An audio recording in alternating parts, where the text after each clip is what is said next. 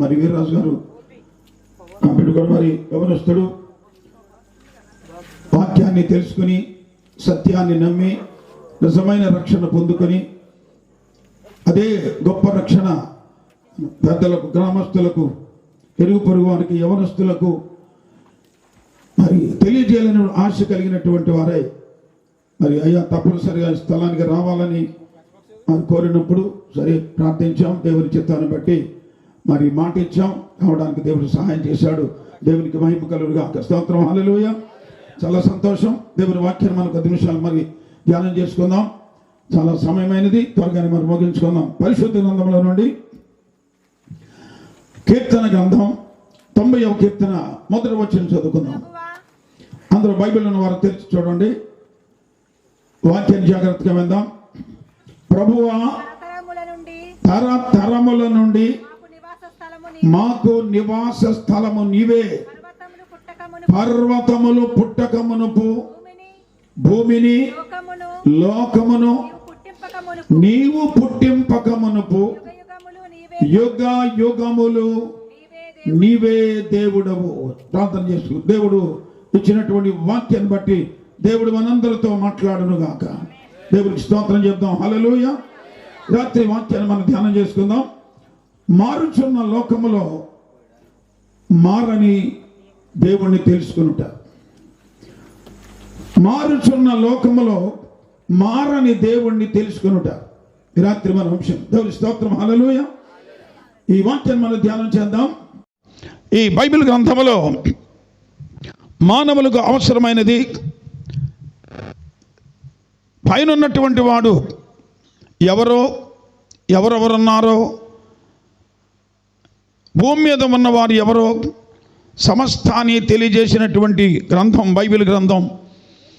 అందుకనే ఈ పరిశుద్ధ గ్రంథంలో చదువుకున్న ఒక మంచి మాట, తరతరముల నుండి మాకు నివాస స్థలము నీవే. పర్వతములు భూమి పుట్టింపకమునుపు నీవే. యోగములు దేవుడు. దేవుని స్తోత్రం. హల్లెలూయా. మరొక దేవుణ్ణి మనం తెలుసుకోవాలి. ప్రపంచంలో ఈ లోకము చూస్తే అంతా మారిపోతున్న లోకం ఇది. కానీ మనకు కావలసింది మారిపోయేది కాదు, మారిపోయేవాడు కాదు. మారని దేవుడు ఎవరున్నారో, మారని దేవుణ్ణి మానవుడు వెతికితే, మారని దేవుణ్ణి మానవుడు నమ్ముకుంటే, మారని దేవుణ్ణి మానవుడు తెలుసుకుంటే వారికి మోక్షం దొరుకుతుంది. దేవుని స్తోత్రం చెప్దాం. హల్లెలూయా. ఈ లోకమంతా మారిపోయేదే కనుక కాలాలు భూమి మీద ఎన్నో ఉన్నాయి. కాలాలు కూడా మారుతున్నాయి. ప్రభుత్వాలు మారుతున్నాయి, ప్రజలు మారుతున్నారు, ప్రభుత్వాలు మారుతున్నాయి, మారే ఇవన్నీ ఉన్నాయి. కానీ వీటన్నిటిలో మారని వాడు ఒకే ఒక్క దేవుడు మానవులకు ఉన్నాడు. దేవుడికి స్తోత్రం చెప్తాం. హల్లెలూయా. ఆ దేవుడిని తెలుసుకోవాలి. దేవుళ్ళు 2 3 ఉంటే పోలే ఎవరొకరు నమ్ముకుంటే సరిపోద్దని అనుకోవచ్చు. కానీ ఈ పోరాటం ఎందుకు? ఈ ప్రపంచంలో మానవులు ఎన్నో రకాల మతాలతో, కులాలతో మానవులు లోకములో అవన్నీ కూడా నిర్మించుకొని ఆ దేవుడు అనే వాడిని తెలుసుకోలేక, దేవుడు ఎవరో తెలుసుకోకుండా రకరకాలుగా ప్రయత్నాలు చేస్తున్నారు. పోరాడుతూ, కొట్టుకుంటూ, చంపుకుంటూ, తిరుగుబాటు చేస్తూ మానవ జీవితం సాగిపోతుంది. ఎందుకు తెలుసా? ఉన్నవాడల్లా దేవుడు ఒక్కడే గనుక. దేవుని స్తోత్రం. హల్లెలూయా. 2 3 దేవుళ్ళు ఉంటే, కులానికో దేవుడు ఉంటే, మతానికో దేవుడు ఉంటే, దేశానికో దేవుడు ఉంటే, ఎవరు దేవుళ్ళు వాళ్ళని నమ్ముకుందరు, గొడవ లేకపోను. కానీ అలా లేరు. అమెరికాలో ఉన్నవాడు ఒక్కడే, ఇండియాలో ఉన్న దేవుడు కూడా ఒక్కడే. ఏ ఖండానికి వెళ్ళినా దేవుడు ఒక్కడేనే సత్యం గ్రంథాలు సాక్ష్యం చెప్తున్నాయి. ఆ దేవుణ్ణి తెలుసుకోలేకే గొడవలు ఎక్కువైపోతున్నాయి. ఆ దేవుణ్ణి తెలుసుకోవడానికి సిద్ధపడితే గ్రంథాలు చదివినా ఇవన్నీ పారాయణం చేసిన ఒక దేవుడు ఉన్నాడని అందరికీ తెలుస్తుంది. కానీ ఆ దేవుడు ఎవరో తెలియకే కొట్లాడుతున్నారు. అందుకని మనకి కొట్లాట అక్కర్లేకుండా దేవుని వాక్యం చూపిస్తున్న ఆ దేవుణ్ణి మారని దేవుడు. అందరూ చేతులు ఎత్తి స్తోత్రం చెబుదాం. చెప్పండి, ఏ దేవుడు? మారని దేవుడు కావాలి మనకి. మారిపోయే వాళ్ళు చాలామంది ఉన్నారు. మారిపోయేటువంటి దేవుళ్ళు, దేవతలు, లోకంలో మనుషులు రకరకాలుగా ప్రపంచంలో వెలిసిపోయాయి. అవన్నీ మారిపోతుంటాయి. చాలామంది చూడండి, మా ఆ దేవుడు నమ్ముకున్నాం, అచ్చి రాలేదు, ఇంకో దేవుడు నమ్ముకున్నాం అంటారు. ఆ దేవుడు అచ్చి రాలేదు, ఇంకో దేవుడి దగ్గరికి వెళ్ళాం అంటారు. అసలు దేవుళ్ళు ఎంతమంది ఉన్నారంటే ఉన్నవాడల్లా ఒక్కడే. మరి అచ్చిరాని దేవుడు ఎవడు? అచ్చొచ్చే దేవుడు తెలుసుకోవాలి. కనుక నువ్వెన్ని భూమి మీద వెతికినా అచ్చిరాని వాళ్ళు చాలామంది ఉన్నారు, కానీ అచ్చొచ్చేవాడు ఒక్కడే ఉన్నాడు. అందరూ దేవుడి స్తోత్రం చెబుతాం. హల్లెలూయా. నువ్వే దేశం వెళ్ళినా, ఏ ప్రాంతంలో తిరిగినా నీకు తెలుసుకోవాల్సింది ఒక్కడే. నువ్వే గుడులు తిరిగినా, ఏ యాత్రలు చేసినా, తపజపాలు చేసి యజ్ఞ యాగాదులు చేసినా నీకు కావలసినోడు ఒకే ఒక్కడు ఉన్నాడు. ఆయన మారని దేవుడు, మార్పు లేని దేవుడు. దేవుని స్తోత్రం చెబుతాం. హల్లెలూయా. కనుక మనుషులైతే మారిపోతారు, దేవతలు మారిపోతాయి, ఏమంటే విగ్రహాలు మారిపోతాయి, మతాలు మారుతాయి, కులాలు మారుతాయి, కానీ దేవుడు మాత్రము మారడు. ఆయన ఎవరో మనం తెలుసుకుని ఈ రాత్రి మనం ముందుకు సాగిపోదాం. దేవుడి స్తోత్రం చెబుదాం. హల్లెలూయా. ఆ మారని దేవుడు కోసమే మనం వెతుకులాడాలి. కనుక అద్భుతం. కులాలు అయితే ఎన్నో ఉన్నాయి, మతాలు ఎన్నో ఉన్నాయి, కానీ ఆ దేవుడు మాత్రం మతానికి దేవుడు లేడు. అందుకని అన్ని మతాలు కలిసి ఆ మారని దేవుడు ఎవరో తెలుసుకుని ముందుకు సాగిపోవాలి. కులాలు ఎన్నో ఉన్నాయి, కానీ కులాలన్నీ కలిసి ఆ మారని దేవుడిని ఎవరినో తెలుసుకుంటే అది మన జీవితానికి చాలా నెమ్మది కలిగించేది, మోక్షాన్ని చూపించేది, దేవుడి దగ్గరకు తీసుకెళ్లేది. ఆ దారి కోసమే ఇలా ప్రయాసపడుతున్నాం. దేవుడి స్తోత్రం చెప్దాం. హల్లెలూయా. కనుక ఇది డబ్బిచ్చి కొనుక్కునేది కాదు దేవుణ్ణి, బంగారం ఇచ్చి కొనుక్కునేది కాదు దేవుణ్ణి, పూజా పునస్కారాలు చేస్తే దొరికేది కాదు దేవుడు, దొరికేవాడు కాదు దేవుడు. ఆ దేవుడిని మనం ఎలా తెలుసుకోవాలో, ఆ దేవుడు ఎవరై ఉన్నాడో దానిని గమనిస్తే అది మన జీవితానికి ఎంతో నెమ్మది కలిగిస్తుంది. Praise the lord. హల్లెలూయా. చూడండి, బైబిల్ గ్రంథంలో మనకు మాట మనం జాగ్రత్తగా చూస్తే ఆ మారని దేవుడు మలాకీ గ్రంథంలో ఒక మాట చెప్తాడు. చూడండి, మలాకీ గ్రంథం 3వ అధ్యాయం 6వ వచనం. మలాకీ 3:6. యెహోవానైన నేను మార్పు లేని వాడను గనుక. దేవుడి స్తోత్రం చెబుతాం. హల్లెలూయా. ఏమని చెప్తున్నాడు దేవుడు? ఒక ఆయన చెప్తున్నాడు, నేను మార్పు లేని వాడను. ఒక్కడు చెప్తున్నాడు. ప్రపంచంలో ఏ గ్రంథాలు చూసినా చూడండి, మార్పు లేని వాడు ఒక్కడే చెప్తున్నాడు. అలాంటి వాడిని మనం తెలుసుకోవాలి. ఎవరి మార్పు లేనివాడు? ఈయన తరతరముల నుండి ఉన్నవాడు, ఆయన యుగ యుగముల నుండి ఉన్నవాడు. మనం పుట్టిన తర్వాత వచ్చినవాడు కాదు, మన తాత ముత్తాతల దగ్గర నుంచి ఉన్నవాడు కాదు, అన్నిటికంటే ముందే ఉన్నవాడై ఉండాలి. దేవుడి స్తోత్రం చెప్తాం. హల్లెలూయా. అందుకే చెప్తున్నాడు ఇక్కడ, యుగ యుగముల నుండి. చూసారా అండి, ఆ యుగాల్లో మనం లేకపోయినా ఆ యుగాల్లో ఉన్నవాడై ఉండాలి. ఇంకా కొంచెం ముందుకు వెళదాం. ప్రకటన గ్రంథం 1వ అధ్యాయం 8వ వచనం. ప్రకటన గ్రంథం 1వ అధ్యాయం 8వ వచనం. చూడండి, అల్ఫా ఓమెగాయు నేనే. చూసారా, అంటే ఆదియు నేనే, అంతము నేనే. అల్ఫా ఓమెగా అంటే ఆది అంతం. అంటే ఆదిలో ఉన్నవాడిని నేనే, అంతములో ఉండేవాడను నేనే అని చెప్పాడు ఒక దేవుడు ఉన్నాడు, మార్పు లేనివాడు. దేవుడి స్తోత్రం చెబుతాం. హల్లెలూయా. ఆదిలో వాడే అంతంలో ఉంటాడు, అంతంలో ఉన్నవాడే ఆదిలో ఉండేవాడు. Praise the lord. హల్లెలూయా. అందుకని చెప్తున్నాడు ఒక చక్కని మాట. ఆయన ఎప్పుడెప్పుడు ఉన్నాడు, ఏ కాలాల్లో ఉంటాడో చూడండి. అదిగో వర్తమాన భూత భవిష్యత్ కాలములలో ఉండువాడనగు. చూసారా, దేవుడు ఒకడు చెప్తున్నాడు, నేను ఒకడున్నాను.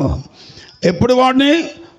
భూతకాలంలో ఉన్నాను, వర్తమాన కాలంలో ఉన్నాను, భవిష్యత్ కాలంలో ఉన్నాను, అన్ని కాలములలో ఉండువాడను నేనే అని చెప్పే ఒక దేవుడు. అందరూ చేతులెత్తి స్తోత్రం చెబుదాం. హల్లెలూయా, హల్లెలూయా. కాలాలు వేరైనా దేవుడు వేరు కాదు. Praise the lord. హల్లెలూయా. కాలాలు వేరు కానీ దేవుడు ఒక్కడే. దేవుడు చేసే కార్యాలు వేరు కానీ అన్ని కార్యాలు చేసే దేవుడు ఒక్కడే. పైనున్న వాటిని కిందున్న వాటిని కలుగజేసిన వాడు ఒక్కడే.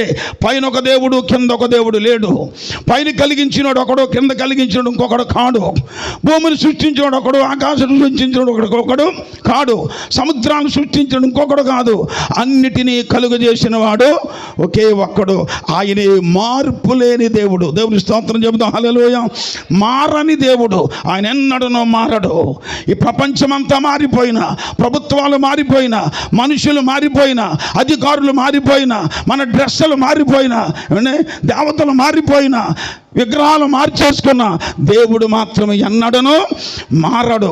ఆ మారనోడే మనం పట్టుకుని మన జీవితాలు ధన్యం చేసుకోవాలి. దేవుడి స్తోత్రం చెప్దాం. హల్లెలూయా. చెప్తున్నాడు ఇక్కడ చక్కని మాట. ఈ విషయాలు తెలియపరుస్తున్నాడు. ఎవరైనా చూసారా, అన్ని కాలములలో ఉన్నవాడు. కాలాలు ఎన్నున్నా అంటే వర్తమాన కాలం, భూతకాలం, భవిష్యత్ కాలం, ఈ కాలాల్లో ఉన్నవాడు ఒక్కడే. చూసారండి, కాలాలను బట్టి దేవుడు లేడు. కాలాలను బట్టి దేవుడు లేడు. దేవుడిని బట్టి కాలాలు ఉన్నాయి. దేవుడి స్తోత్రం. హల్లెలూయా. ఆ దేవుడు అన్ని కాలములలో ఉన్నాడు. చూసారండి, మన తాతల కాలంలో ఉన్నాడు, మన తండ్రుల కాలంలో ఉన్నాడు, మన కాలంలో ఉన్నవాడు. చూసారా, వీటన్ని కూడా సృష్టి అంతటికంటే ముందు నుండి కూడా ఉన్నాడు. ఎవరి ఇద్దరు ప్రైజ్ ది లార్డ్. హల్లెలూయా. చూడండి జాగ్రత్తగా మన వాక్యాన్ని మనం పరిశీలన చేస్తే అక్కడ చెప్తున్నాడు అద్భుతమైనటువంటి మాట. ఆయన ఎవరని చెప్తున్నాడు? ఆయన ఎవరని చెప్తున్నాడు?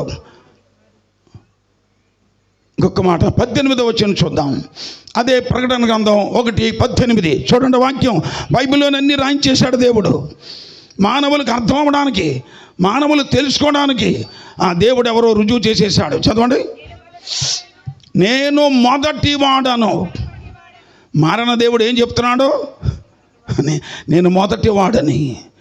ఏమీ లేనప్పుడు, ఏది సృష్టించబడక మునుపు ఉన్నవాడను, మొట్టమొదటి నేనే అంటున్నాడు.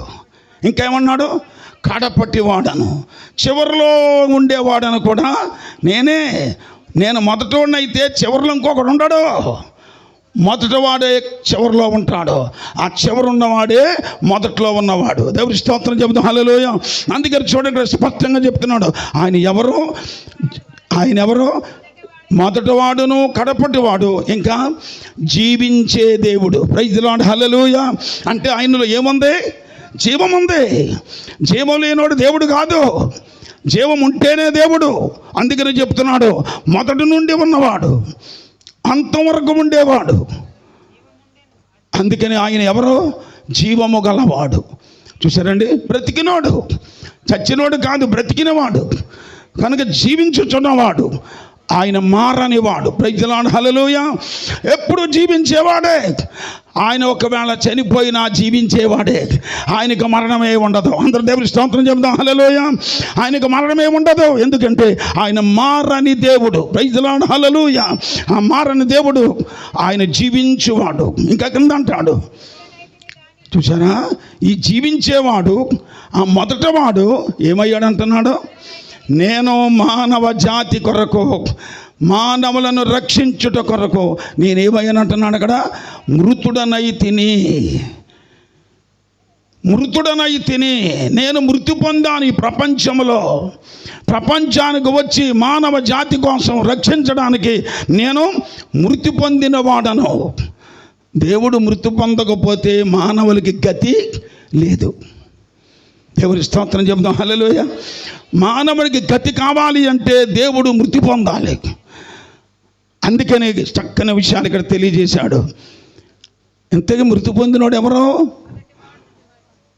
అని ప్రపంచంలో ఒక్కడు మృతి పొందినవాడు పాపుల కోసం. ఆ మృతి పొందినోడు ఏమయ్యాడు? ఇంకెంత చదువుదాం. ఇదిగో యుగ యుగములు సజీవుడనై ఉన్నాను. దేవునికి స్తోత్రం చెబుదాం. హల్లెలూయా. మృతి పొందిన వాడు ఏమయ్యాడు? ఆయన తిరిగి లేచాడు, సజీవంగానే ఉన్నాడు. ఆయన ఎప్పుడు యుగ యుగాలు అంటే యుగాలు కూడా ఒకే ఒక్కడు, మారలేదు ఆయన భూమి మీద పుట్టినా మారలేదు, ఆయన మృతి పొందినా మానవుల కొరకు చనిపోయినా మారలేదు, ఆయన తిరిగి లేచినా మారలేదు, ఆయన ఆరోహణమై వెళ్ళినా మారలేదు. అందరు దేవుని స్తోత్రం చెబుతాం. హల్లెలూయా. ఇదంతా చేసినాడు ఎవరో? దేవుని స్తోత్రం కలుగా. హల్లెలూయా. మానవుల కొరకు దేవుడు చేసిన గొప్ప కార్యాన్ని మనం జాగ్రత్తగా పరిశీలన చేస్తే, ఈ పని కోసమే, ఈ కార్యక్రమం తెలుసుకోవడానికి కోసమే దేవుడు ఇక్కడ స్పష్టంగా తెలియజేశాడు. Praise the lord. హల్లెలూయా. అందుకే ఆయన ఏమన్నాడు తెలుసా? ఆయన ఏమన్నాడు? ఆయన అన్నిటికంటే ముందుగా ఉన్నవాడు. కొలస్సీ పత్రిక మనం చూస్తాం. కొలస్సీ పత్రిక ఒక చక్కని మాట మనం చూస్తాం. 1:17 వచనం. ఆయన అన్నిటికంటే ముందుగా ఉన్నవాడు, ఏమీ లేనప్పుడు ఉన్నవాడు దేవుడు. దేవుడి స్తోత్రం చెబుతాం. హల్లెలూయా. ఆ దేవుడిని బట్టే అన్నీ కలిగించబడ్డాయి. వేటికి వాటి అలా వచ్చేలేదు, అన్నీ వాటి ప్రకారం వచ్చి పడిపోలేదు. ఆయన సృష్టిస్తే వచ్చాయి, ఆయన మాట పలికితే సృష్టించబడ్డాయి, ఆయన కలుగజేస్తే అన్నీ కలిగాయి. కనుక కలుగజేసింది ఒక దేవుడు ఉన్నాడు. ఈ సృష్టి అంతా తనకు తాను రాలేదు, మనంతటా మనం భూమి మీదకి రాలేదు, ఒక ఆయన పంపితే వచ్చాం. అందరు దేవుడి స్తోత్రం చెబుదాం సరే. హల్లెలూయా. హల్లెలూయా. ఈ రాత్రి దేవుడు మనందరితో మాట్లాడుతున్నాడు. ఆయన ఏమై ఉన్నాడు? అన్నిటికంటే, ఈ సృష్టి అంతటికంటే ముందున్నాడు. అలాంటి ముందున్నవాడే ఎవరో తెలుసా? ఆయన ఎవరో చూడండి, బైబిల్ గ్రంథంలో అది హెబ్రీ పత్రిక మంచి మాట చూస్తున్నాం. హెబ్రీ పత్రిక 13:8 చూడండి. అదిగో ఈయన ఎవరో చెప్తున్నాడు. యేసుక్రీస్తు నిన్న అంటే ముందు నేడు ఇప్పుడు ఒక్కటే రీతిగా ఉన్నాడు. అప్పుడు ఆత్మరూపి, తర్వాత శరీరధారి. అందరు దేవుని స్తోత్రం చెబుతాం. హల్లెలూయా. ఒక్కడే యేసుక్రీస్తు నిన్న నేడు ఒక్కటే రీతిగా ఉన్నాడు. అవును, యోగములు ఒకటే రీతిగా ఉండెను. Praise the lord. హల్లెలూయా. యుగాల నుంచి కూడా ఒకే రీతిగా ఉన్నవాడు ఎవరైనా ప్రభు అయినా యేసుక్రీస్తు అని వ్రాయబడింది బైబిల్ గ్రంథంలో. యేసుక్రీస్తుని స్పష్టంగా రుజువు చేయబడింది. Praise the lord. హల్లెలూయా. యేసుక్రీస్తే యుగాల నుంచి ఉన్నవాడని ఎలా తెలిసింది? సృష్టి అంతటికంటే ముందు వాడని ఎలా చెప్పగలుగుతాం? ఈయనే మొదటి వాడని ఎలా చెప్పగలుగుతాం? అలా చెప్పడానికి దేవుని వాక్యం మనకు స్పష్టంగా బయలుపరుస్తూ ఉంటుంది. అందుకని చూడండి, తిమోతి పత్రిక మంచి మాట మనం చూస్తాం.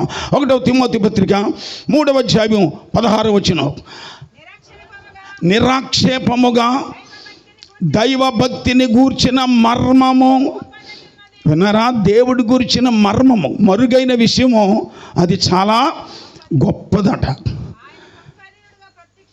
ఆయన సత్శరీరుడుగా ప్రత్యక్షుడయ్యను, ఆత్మ విషయమున నీతిపరుడని తీర్పు పొందెను, దేవదూతలకు కనబడెను, రక్షకుడని ప్రజలలో ప్రకటింపబడెను, లోకమంతటా నమ్మబడెను, ఆరోహణుడై తేజోమయుడయ్యను. అందరి చేతులెత్తి స్తోత్రం చెబుదాం. హల్లెలూయా. ఈ కార్యాలు ఇదంతా కూడా, ఈ మర్మం అంతా కూడా దేవుడు ఒక ఉద్దేశం కోసం, మానవుల కోసం దాచిపెట్టించాడు. చూడండి, ఏంటది? దైవభక్తిని గూర్చిన మర్మము గొప్పది. ఒక గొప్ప మర్మాన్ని దేవుడు ఇందులో దాచిపెట్టించాడు. ఇది ఎవరి కోసం? మానవుల కోసం, లోకం కోసం. లోకము నశించిపోకుండా, మనుషులు నశించిపోకుండా, పాపులు నరకానికి పోకుండా వారిని కాపాడడానికి, వారిని రక్షించడానికి దేవుడు దేవుళ్ళలాగా ఉండిపోతే మన బతుకు ఎందుకు పనికిరాదు. దేవుడు దేవుళ్ళలాగా ఉండిపోలేదు. దేవుడు మన కోసం ఈ లోకానికి మానవుడిగా రావాల్సి వచ్చింది. దేవుడి స్తోత్రం చెప్తాం. హల్లెలూయా. దేవుడు దేవుడిగా ఉంటే, దేవుడు దేవుడిగానే వస్తే మనం ఎవరం చూడలేము, ఆయన్ని చూడగలమా? అందుకే చెప్తాను కదా, సమీపింపరాని తేజస్సులో ఉండేవాడట ఆయన. అక్కడే 6:16 చూస్తాం. అదే తిమోతి పత్రికలో. ఆయన మాత్రమే, చూసారా ఎక్కడ? సమీపింపరాని తేజస్సు. ఈ లైట్లే సరిగా చూడలేకపోతున్నాం కదా మనం. ఉదయం వేస్తే సూర్యుడినే సరిగా చూడలేం కదా మనం. కోటి సూర్యుల కాంతి కంటే గొప్ప కాంతి గలవాడు దేవుడు. దేవుడి స్తోత్రం చెబుదాం. హల్లెలూయా, హల్లెలూయా, హల్లెలూయా. ఆయన ఎవరు అనుకున్నావు? కోటి సూర్యుల మేటి యేసుని సాటి ఎవ్వరు రారు ధరలో. కోటి సూర్యుల మేటి యేసుని సాటి ఎవ్వరు రారు ధరలో.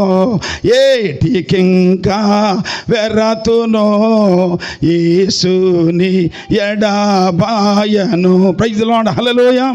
కోటి సూర్యుల కంటే ఆయన అటువాడు గొప్ప కాంతి గలవాడు. ఆ యేసు లాంటి వాడి ప్రపంచంలో మరింకొకడు లేడనే సత్యాన్ని రాత్రి మనం తెలుసుకోవాలి. అందరూ దేవుడి స్తోత్రం చెప్దాం. హల్లెలూయా. ఎందుకంటే క్రైస్తవ లోకం కూడా యేసు ఒకడు, యెహోవా ఒకడు, తండ్రి ఒకడు, కుమారుడు ఒకడు, చూసారా, పరిశుద్ధాత్మ ఇంకొకడు. ఇలాగ సంఘాలుగా విడిపోయి క్రైస్తవులు ఒక్క బైబిలే పట్టుకుంటూ ఉండి ఆ ఒక్క దేవుడిని నమ్ముకోకుండా, ఒక్క దేవుడు ఎవరో తెలుసుకోకుండా, ఆ ఒక్క దేవుడిని బోధించకుండా, ఒక్క దేవుడు సువార్త చాటకుండా, దేవుడు ఎవరంటే తండ్రి, కుమారుడు, పరిశుద్ధాత్మ ముగ్గురు అంటున్నారు. త్రియాక దేవుడు అంటున్నారు. దాని అర్థం చెప్పుకోకుండా అందులో ఉన్న మాటలే చెప్పేసి జనాల్ని మోసం చేయకూడదు. తెలియకపోతే తెలియనట్టు ఉండాలి, తెలిస్తే ఉన్న విషయాన్ని తేటగా చెప్పాలి. అందరూ దేవుడి స్తోత్రం చెప్తాం. హల్లెలూయా. కనుక మరుగు చేసి మనుషుల్ని మాయ చేసి ఉన్నదొకటి లేనిదొకటి కల్పించకూడదు. కల్పిస్తే శాపగ్రస్తులు అవుతాం. అందుకని దేవుని గ్రంథంలోది మీకు అందుకే చదివిస్తున్నాను. దేవుడి స్తోత్రం చెబుతాం. హల్లెలూయా. చూడండి, దేవుడు ఏమై ఉన్నాడు? ఆయన సమీపింపరాని తేజస్సులో ఆయన ఒక్కడు మాత్రమే నివాసం చేసేవాడు. అంటే ఎవరు ఆయన దగ్గర చేరలేరు, ఎవరు ఆయన చూడలేరు.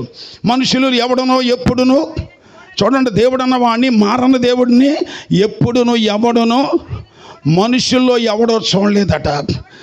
చూడనేరడు, చూసి ఎవడో బతకలేడు. అలాంటి దేవుడు, మారని దేవుడు. ఆయన్ని మనం నమ్ముకోగలిగితే, ఆయన్ని మనం తెలుసుకోగలిగితే మనం ఎంత ధన్యులం అవుతామో. దేవుడి స్తోత్రం చెప్తాం. హల్లెలూయా. దొరికిందల్లా దేవుడు అనుకుని, కనపడిన వాళ్ళల్లా దేవుడు అనుకుంటే అది పెద్ద గొప్ప కాదు. అసలు దేవుడిని సరిగా తెలుసుకోవాలి. పట్టుకున్న మట్టి అంత ఇది బంగారం, బంగారం అంటే కుదరదు. బంగారం లోపల ఉంటుంది, పైన మట్టి ఉంటుంది. పైన మామూలు రాళ్ళు దొరుకుతాయి, లోపలికి వెళితే ముత్యాలు ఉంటాయి, లోపలికి వెళితే బంగారం ఉంటుంది, రత్నాలు దొరుకుతాయి. దేవుడి స్తోత్రం చెప్తాం. హల్లెలూయా. కాబట్టి దేవుణ్ణి సరైన విధంగా మనం అర్థం చేసుకోవటం, దేవుని వాక్యం ద్వారా మనం తెలుసుకోవాలి. ఎవరో సమీపింపలేని ఆ తేజస్సులో ఉన్న దేవుడు ఆయన ఏమయ్యాడు? గొప్ప మర్మం చూపించాడు. చదివాను. దేవుడు సశరీరుడుగా ప్రత్యక్షుడయ్యను. మనం ఎవరో మనుషులం. ఈ మానవులు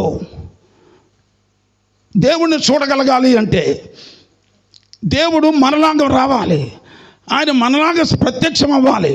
ఒక మానవుడిలాగా వస్తేనే మనకు చెందుతాడు, మనకు సరిపోతాడు. లేకపోతే ఏమండి, వేరే రూపాలతో వస్తే మనం నమ్మలేము, ఆయన మనతో ఉండలేడు. కానీ అందుకనే దేవుడు, బైబిల్ రాయబడింది, మనుషుల పోలికగా పుట్టెను, ఆకారమందు మనుషుడుగా కనబడెను. దేవుడు ఆకారంలోకి వచ్చాడు. ఏ ఆకారం? మనుష్యాకారంలోకి వచ్చాడు. కనుక మనుషుడిగా కనబడ్డాడు. ఎందుకు మనుషుడిగా వచ్చాడు? ఎందుకు మనుషుడిగా కనబడవలసి వచ్చింది? ఎందుకు శరీరధారిగా రావాల్సి వచ్చింది? శరీరధారిగా ప్రత్యక్షమయ్యను, సశరీరుడుగా. దేవుడు జాగ్రత్త చూసుకోండి, బైబిల్లో మీరు రాయబడిన మాట. దేవుడు సశరీరుడుగా ప్రత్యక్షమయ్యాడు. దేవుడు రాలేదు, కుమారుడు వచ్చాడని చెప్పుకునే సంఘాలు బోల్డ్ అయిపోయాయి. అర్థమైందా? తండ్రిని నమ్మాలో తెలియట్లేదు, కుమారుని నమ్మాలో తెలియట్లేదు.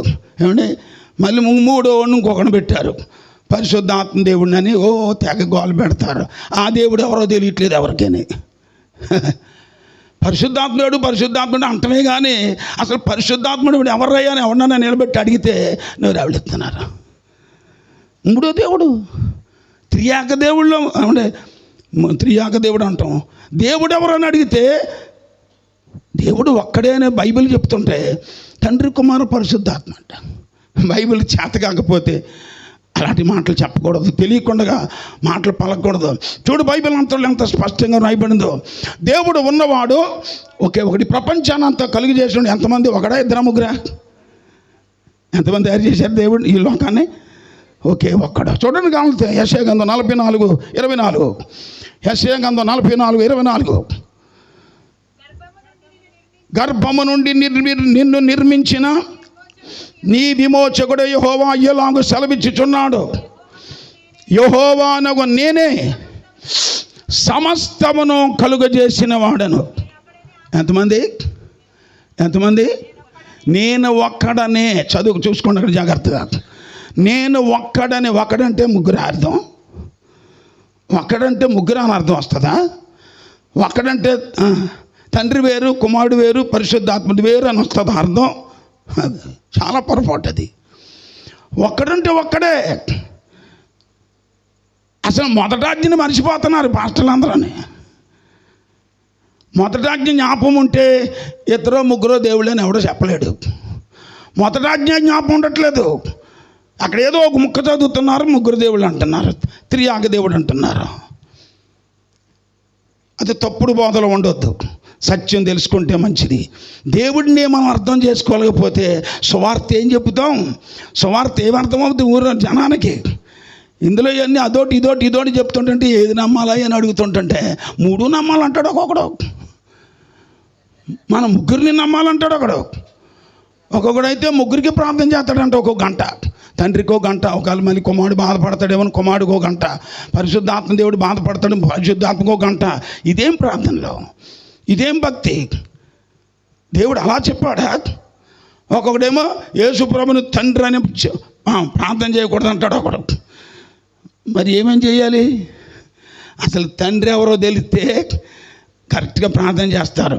వీళ్ళకి తండ్రి తెలీదు, కుమారుడు తెలీదు.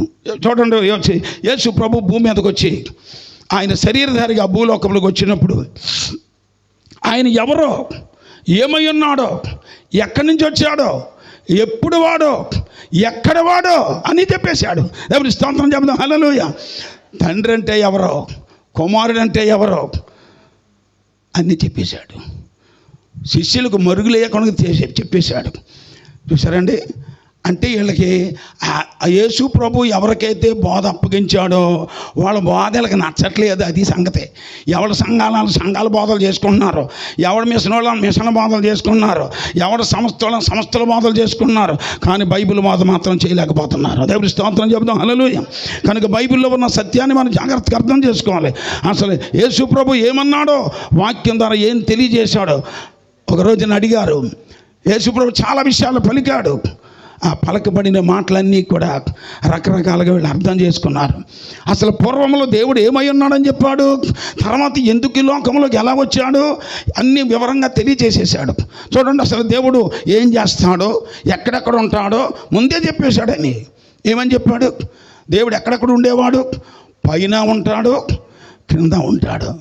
పైనుండి పోతాడంటే దేవుడు కిందకు రాడట. ఇదొక బోధ. ఏమండి? చూడండి బైబిల్ గ్రంథంలో ద్వితీయోపదేశకాండం 4:39 ద్వితీయోపదేశకాండం 4:39 రాసుకోండి. ఎవరైనా కావాలితే డౌట్లు ఉంటే ఏమన్నా అడగండి, ఏం పర్లేదు. అనుమానం ఉంటే అడగండి, తప్పలేదు. రైట్. చూడండి, దేవుడు ఎక్కడెక్కడ ఉంటాడో, పైనున్న ఆకాశమందును క్రిందనున్న భూమి యందును యెహోవాయే దేవుడు తప్ప మరి ఒక దేవుడు లేడని నేడు నీవు ఎరిగి జ్ఞాపకమునకు తెచ్చుకొనుము. చూసారా ఎంత స్పష్టంగా తెలియజేశాడో? దేవుడు ఒకే ఒక్కడున్నాడు, ఆయన తర్వాత మరొకడు ఎవడనో లేడని. నేను తప్ప వేరొక దేవుడు లేడు. అది తెలుసుకోవాలి. ముందు అది తెలుసుకోవాలి. ఎక్కడుంటాడు ఈయన? ఆకాశమందును భూమి యందును. జాగ్రత్త చూసుకోండి. ఈయన పైన ఉంటాడు, భూమి మీద కూడా కనబడతాడు. అంటే పైన ఉన్నప్పుడేమో తండ్రిగా, భూమి మీద ఉన్నప్పుడేమో కుమారుడుగా. అంతేగాని పైన ఒకడు కింద ఒకడు కానుసమా. పైవాడే కింద ఉంటాడు, కింద వాడే పైన ఉంటాడు. చూసారా? అందుకని పైనుంచి కిందకు వచ్చాడు, కింద నుంచి మరలా పైకి వెళ్ళిపోయాడు. చూసారా, నేను పరలోకం నుంచి దిగివచ్చాను అన్నాడు. దిగొచ్చినోడు ఏం చేశాడు? దిగివచ్చిన వాడు తప్ప ఎక్కిపోయిన వాడు ఇంకొకడు ఎవడనో లేడు. పైనుంచి వచ్చినోడు ఒక్కడే, పైకి వెళ్ళిన వాడు ఆ ఒక్కడే. అందరూ దేవుని స్తోత్రం చెబుదాం, హల్లెలూయా. కనుక దిగినోడు ఒకడు, ఎక్కినోడు ఒకడు కాదు. పైన ఉన్నవాడు ఒకడు, కింద ఉన్నవాడు ఇంకొకడు కాదు. కనుక దేవుడు అనేవాడు ఎంతమంది ఉన్నారో ఇంకా మీకు లోతుగా క్లియర్గా మీకు వాక్యం చూపిస్తానో చూసుకోండి. ద్వితీయోపదేశకాండం 6వ అధ్యాయం 4వ వచనం కూడా చూస్తే, ఓ ఇశ్రాయేలు వినుము, మన దేవుడైన యెహోవా అద్వితీయుడగు యెహోవా. అద్వితీయుడు అంటే అర్థం ఏంటి? రెండోవాడు కాదని, రెండోవాడు కానోడని. అద్వితీయుడు ఒక్కడే. ద్వితీయుడు అంటే రెండోవాడు, అద్వితీయుడు అంటే ఒక్కడే. అంటే మొదట ఆజ్ఞ ఏంటి? మొదట ఆజ్ఞ దేవుడి ఆజ్ఞలన్నీ వివరించి చెప్పాను. నిర్గమాకాండం 20వ అధ్యాయం 1వ వచనంలో చూస్తే దేవుడి ఆజ్ఞలన్నీ వివరించి చెప్పాను. మొదట ఆజ్ఞ అంటే నీ దేవుడని యెహోవాను నేనే అంటే ఎంతమంది? అది నేనే అని చెప్తున్నా సరే నువ్వు ముగ్గురులాగా ఉన్నావు అన్నట్టు ఉంది. దేవుడు ఎంత క్లియర్గా చెప్తున్నాడండి. నేనే అంటే ఇంకొకడు లేడని అర్థం, ఒకే ఒక్కడని అర్థం. అందుకే చెప్తున్నాడు. ఇంకా అర్థం కాని వాళ్ళకి ఇంకో మాట ఇంకా కింద చెప్తున్నాడు. ఎదుగో నేనే యెహోవాను, నేను తప్ప వేరొక దేవుడు ఉండకూడదు. దేవుని స్తోత్రం, హల్లెలూయా. లేడు. ఇది మొదట ఆజ్ఞ. పైన ఆకాశమందు కానీ, కింద భూమి యందు కానీ, భూమి కింద నీళ్ళ యందు కానీ ఉండు ఏ రూపమునైనను, ఏ విగ్రహమునైనను నువ్వు చేసుకోకూడదు. విగ్రహం కూడా నువ్వు చేసుకోవద్దు. భూమి మీద ఉన్నవాళ్ళు కింద విగ్రహం చేతన మట్టి ఇయ్యి, అండి చెక్కియ్యి, బంగారం ఇయ్యి, వెండి, వీటితో బొమ్మలు తెగ చేసేసుకుంటున్నారు. నైవే ఇంకా పైకి వెళ్ళలేదు వీళ్ళు ఎవడని. పైకి వెళ్తే పైన సూర్య చంద్రుడు నక్షత్రాలు బొమ్మలు కూడా వాటిని కూడా రకరకాలు చేసేదిరేమో. కానీ దేవుడు అంటున్నాడు, వద్దు. పైన ఆకాశమందు కానీ, కింద భూమి ఎందు కానీ, భూమి కింద నీళ్ళ ఎందు కానీ ఏ రూపమునైనను, ఏ విగ్రహమునైనను నీవు చేసుకోకూడదు. వాటికి అసలు సాగిలు పడకూడదు, పూజించకూడదు. అసలు ఒక్క దేవుడికే పూజ చేయాలి, ఒక్క దేవుడికే సాగిలు పడాలి. ఎవరు పడితే వాళ్ళని పూజించకూడదు. నువ్వు చెక్కిన బొమ్మలకు పూజించకూడదు. నువ్వు అనుకున్నవన్నీ దేవుళ్ళు కావో. దేవుడి స్తోత్రం చెబుతాం, హల్లెలూయా. కనుక ఒకే ఒక్క దేవుడు ఉన్నాడన్న సత్యాన్ని అందరూ తెలుసుకోవాలి. కనుక ఏ మతానికైనా, ఏ కులానికైనా, ప్రపంచంలో ఏ దేశానికైనా ఒకే ఒక్కడున్నాడు. ఆ ఒక్క దేవుడిని అర్థం చేసుకోవటం తేడా వస్తుంది తప్ప ఆ దేవుడు మాత్రం ఎప్పుడూ విడిపోలేదు. ముగ్గురు కాదు, ఒకే ఒక్కడు ఉన్నాడు. చూడండి, ఆ ఒక్క దేవుడు ఏమన్నాడు. ఇంకా కొంచెం లోతుకి వెళ్దాం. మొదటి ఆజ్ఞ మర్చిపోవద్దు. క్రైస్తవులందరూ కూడా ఒకే మొదటి ఆజ్ఞన చాలామంది చదివేస్తారు, కంటది పెడతమే తప్ప, చెప్పుకోవటమే తప్ప దాని అర్థం వాటిని తెలుసుకోరు. నేనే యెహోవాని, నేను తప్ప వేరే దేవుడు ఉండకూడదండి. మళ్ళీ కుమారుడు నేను తండ్రి దేవుడిని ఒప్పుకుంటున్నాను, నేను కుమారుడు దేవుడిని ఒప్పుకుంటున్నాను, నేను పరిశుద్ధ దేవుడు, ఇదే ఒప్పుకోవటం. అవి ఎక్కడివి? అన్ని రకాలుగా బైబిల్లో లేవు. ఇవి మనుషులు కొన్ని కల్పించుకుని రాసుకున్న కొన్ని ఆ కార్యక్రమాలు, ఆరాధన పట్టికలను చదువుకుంటూ సర్దుకుపోతున్నారంతే. కానీ బైబిల్ వాక్యాన్ని అర్థం చేసుకోలేకపోతున్నారు. చూడు, బైబిల్ గ్రంథంలో ఏం రాయబడిందో. యెషయా గ్రంథం 43వ అధ్యాయము 10వ వచనం చదువుదాం. చూడు, దేవుడే అంటున్నాడు, నాకు ముందుగా ఏ దేవుడు నిర్మింపబడలేదు, నా తరువాత ఏ దేవుడును ఉండడు. ముందు లేడు. చూసారండి, నాకు ముందు లేడు, నా తర్వాత ఎవడో ఉండడు. నేను ముందైనా వెనకైనా, మొదటైనా కడపటైనా, మధ్యవర్తిగా ఉన్న అంతా నేనే అని చెప్తున్నాడు దేవుడు. దేవుడి స్తోత్రం చెప్తాం, హల్లెలూయా. చూసుకోండి, వాక్యం జాగ్రత్తగా పరిశీలన చేసుకోండి. కనుక నాకు ముందు ఎవరు లేరు, నా తర్వాత ఎవరు ఉండరు. కాబట్టి ఆ దేవుడు ఏమంటున్నాడు, ఇంకా కొంచెం ముందుకు వెళ్దాం. నేనే అన్నాడు. ఇప్పుడు ఇంకేమన్నాడు? నేనే అన్నా సరే అర్థం అవ్వకపోతే ఇంకేం చెప్పాలి? నేనే అంటే ఎంతమంది? ఒక్కడే. నేనే యెహోవాను, వేరొక రక్షకుడు లేడు. విన్నారండి? దేవుడు అన్నవాడు అక్కడేనట, ఆయన రక్షకుడు ఎవరన్నా భూమి మీద రక్షించడానికి రావాలంటే ఎవరు వస్తారట? నేను తప్ప వేరొక రక్షకుడు మీకు లేడు. ఇంక దేవుడి దగ్గర ఇంకొకడు ఎక్కడ ఉన్నాడు ఏమంటే? దేవుడి దగ్గర ఇంకో పైన ఉన్నవాడు దేవుడు ఒక్కడే, తండ్రి అయినా ఆయనే. చెప్పండి, ఏమైనా ఆయనే. ఇప్పుడు ఆయన దగ్గర ఇంకొకడు ఎవడో లేడు కదా. లేకపోతే అందుకేమన్నాడు? మిమ్మల్ని రక్షించాలి అంటే చెప్పండి, నేను తప్ప వేరొక రక్షకుడు ఎవరయ్యా అంటే ఆ ముందు నుంచున్న మారని దేవుడే. ఆయనే రక్షకుడుగా రావాలి తప్ప, ఆయనే వచ్చి రక్షించాలి తప్ప ఆయనకి దగ్గర ఇంకొక రక్షకుడు లేడు. ప్రైజ్ ది లార్డ్, హల్లెలూయా. కనుక దేవుడు కొడుకును పంపాడు అని ఎక్కడైనా రాసి ఉందనుకోండి, ఎవరో లేరు అన్నాడు కదా, ఈ కొడుకు ఎలాగొచ్చాడని ఏనాడని అడిగావా మీ పాస్టర్ గారిని, మీ బిషప్ గారిని, మీ రెవరెండ్ గారిని ఎప్పుడైనా అడిగావా? దేవుని స్తోత్రం చెప్దాం, హల్లెలూయా. చూడాలి ఒకసారి దేవుడు వాక్యం ఏం చెప్తుందో చూడాలి. నేను ఒక్కనే ఉన్నాను, నా దగ్గర ఎవరో లేరు అని చెప్పినప్పుడు, నాకు ముందు కానీ తర్వాత కానీ ఏ దేవుడు అన్నవాడు లేడు అని చెప్పినప్పుడు, నేను కుమారుడు పంపాను, నా తండ్రి కుమారుడు పంపాడు అంటే ఈ కుమారుడు ఎక్కడొచ్చాడు ప్రశ్న వేసుకోవాలి. అసలు మనం ఎవరో లేరన్నాడు కదా, ఎవరో లేనప్పుడు ఎలా వచ్చాడు? అదే మర్మమైనటువంటి వాక్య విధానం, సత్యం తెలుసుకోవటం ఇదే గొప్పది. ఈ మర్మం తెలుసుకుంటే దైవ భక్తిని గూర్చిన మర్మము గొప్పదై ఉన్నది. ఈ గొప్పదాన్ని తెలుసుకుంటే గొప్ప రక్షణకి దొరుకుద్ది. ఈ గొప్ప అద్భుతమైనటువంటి విషయాన్ని అర్థం చేసుకోవాలి. దేవుడు అనేవాడు ఒక్కడే ఉన్నాడని, ఆయనకు ముందు కానీ తర్వాత కానీ ఎవరు లేరని, ఆయనే ఒకవేళ రక్షించాలి అంటే నేను తప్ప వేరొక రక్షకుడు లేడు అని చెప్పినప్పుడు, ఇంకో రక్షకుడు ఎక్కడొచ్చాడు? యేసే రక్షకుడా, యెహోవా ఏమో తండ్రా అంటే ఆయనేమో రక్షించలేడట.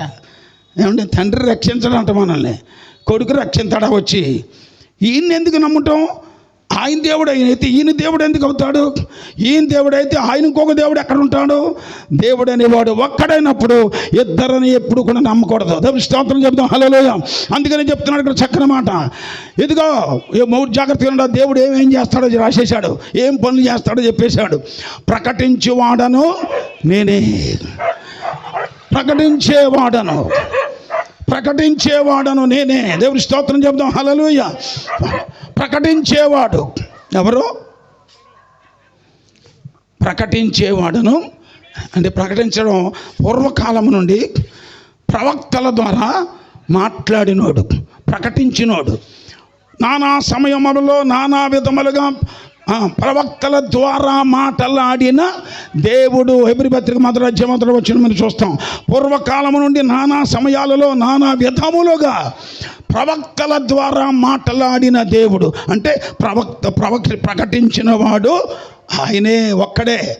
ప్రకటించిన వాడిని నేనే అన్నాడు. ప్రకటించినప్పుడు ప్రవక్తల్లో ఉండి మాట్లాడినప్పుడు ఆయన మనం చూడలేదు, మనకు కనపడలేదు ఆయన. కానీ రెండవది ఇంకోటి ఏమన్నాడు? ప్రకటించేవాడను నేనే, రెండవది రక్షించేవాడను అది. ఇప్పుడు మానవులు చూడాలి అంటే, మానవులు తెలుసుకోవాలి అంటే ఎక్కడ చూడగలుగుతారు? ఆయన్ని రక్షించడానికి వచ్చినప్పుడే ఆ దేవుణ్ణి, కనబడని దేవుణ్ణి, కోటి సూర్యుల కాంతి కంటే గొప్పవాణ్ణి, సమీపింపరాని తేజస్సులో నివసించే దేవుణ్ణి, మానవులకు అందుబాటులో లేని దూరంగా ఉన్నటువంటి దేవుణ్ణి మానవుడు చూడాలి అంటే, తాకాలి అంటే, ముట్టాలి అంటే, బ్రతకాలి అంటే రక్షించడానికి వచ్చినప్పుడే దేవుడు మనకు దొరుకుతాడు. అందరూ దేవుడి స్తోత్రం చెబుదాం సరే, హల్లెలూయా. రక్షించడానికి వచ్చినప్పుడే. ఎందుకంటే రక్షించేవాడు ఎవరు? నేనే దేవుడిని అని చెప్పిన దేవుడే. ప్రకటించినవాడిని నేనే, రక్షించడానికి వచ్చేవాడిని నేనే. దానిని గ్రహింపచేయువాడను అంటే తండ్రిని నేనే. ప్రవక్తలోంచి మాట్లాడింది. రక్షించడానికి వచ్చిన కుమారుడను నేనే. గ్రహింపచేయడానికి ఉన్నట్టు వచ్చిన వాడు పరిశుద్ధాత్మను నేనే.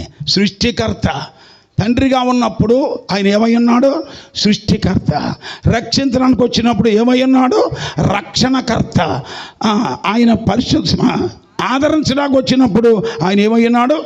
ఆదరణకర్త. కర్తలు ముగ్గురు ఉండరు, కర్త ఒక్కడే.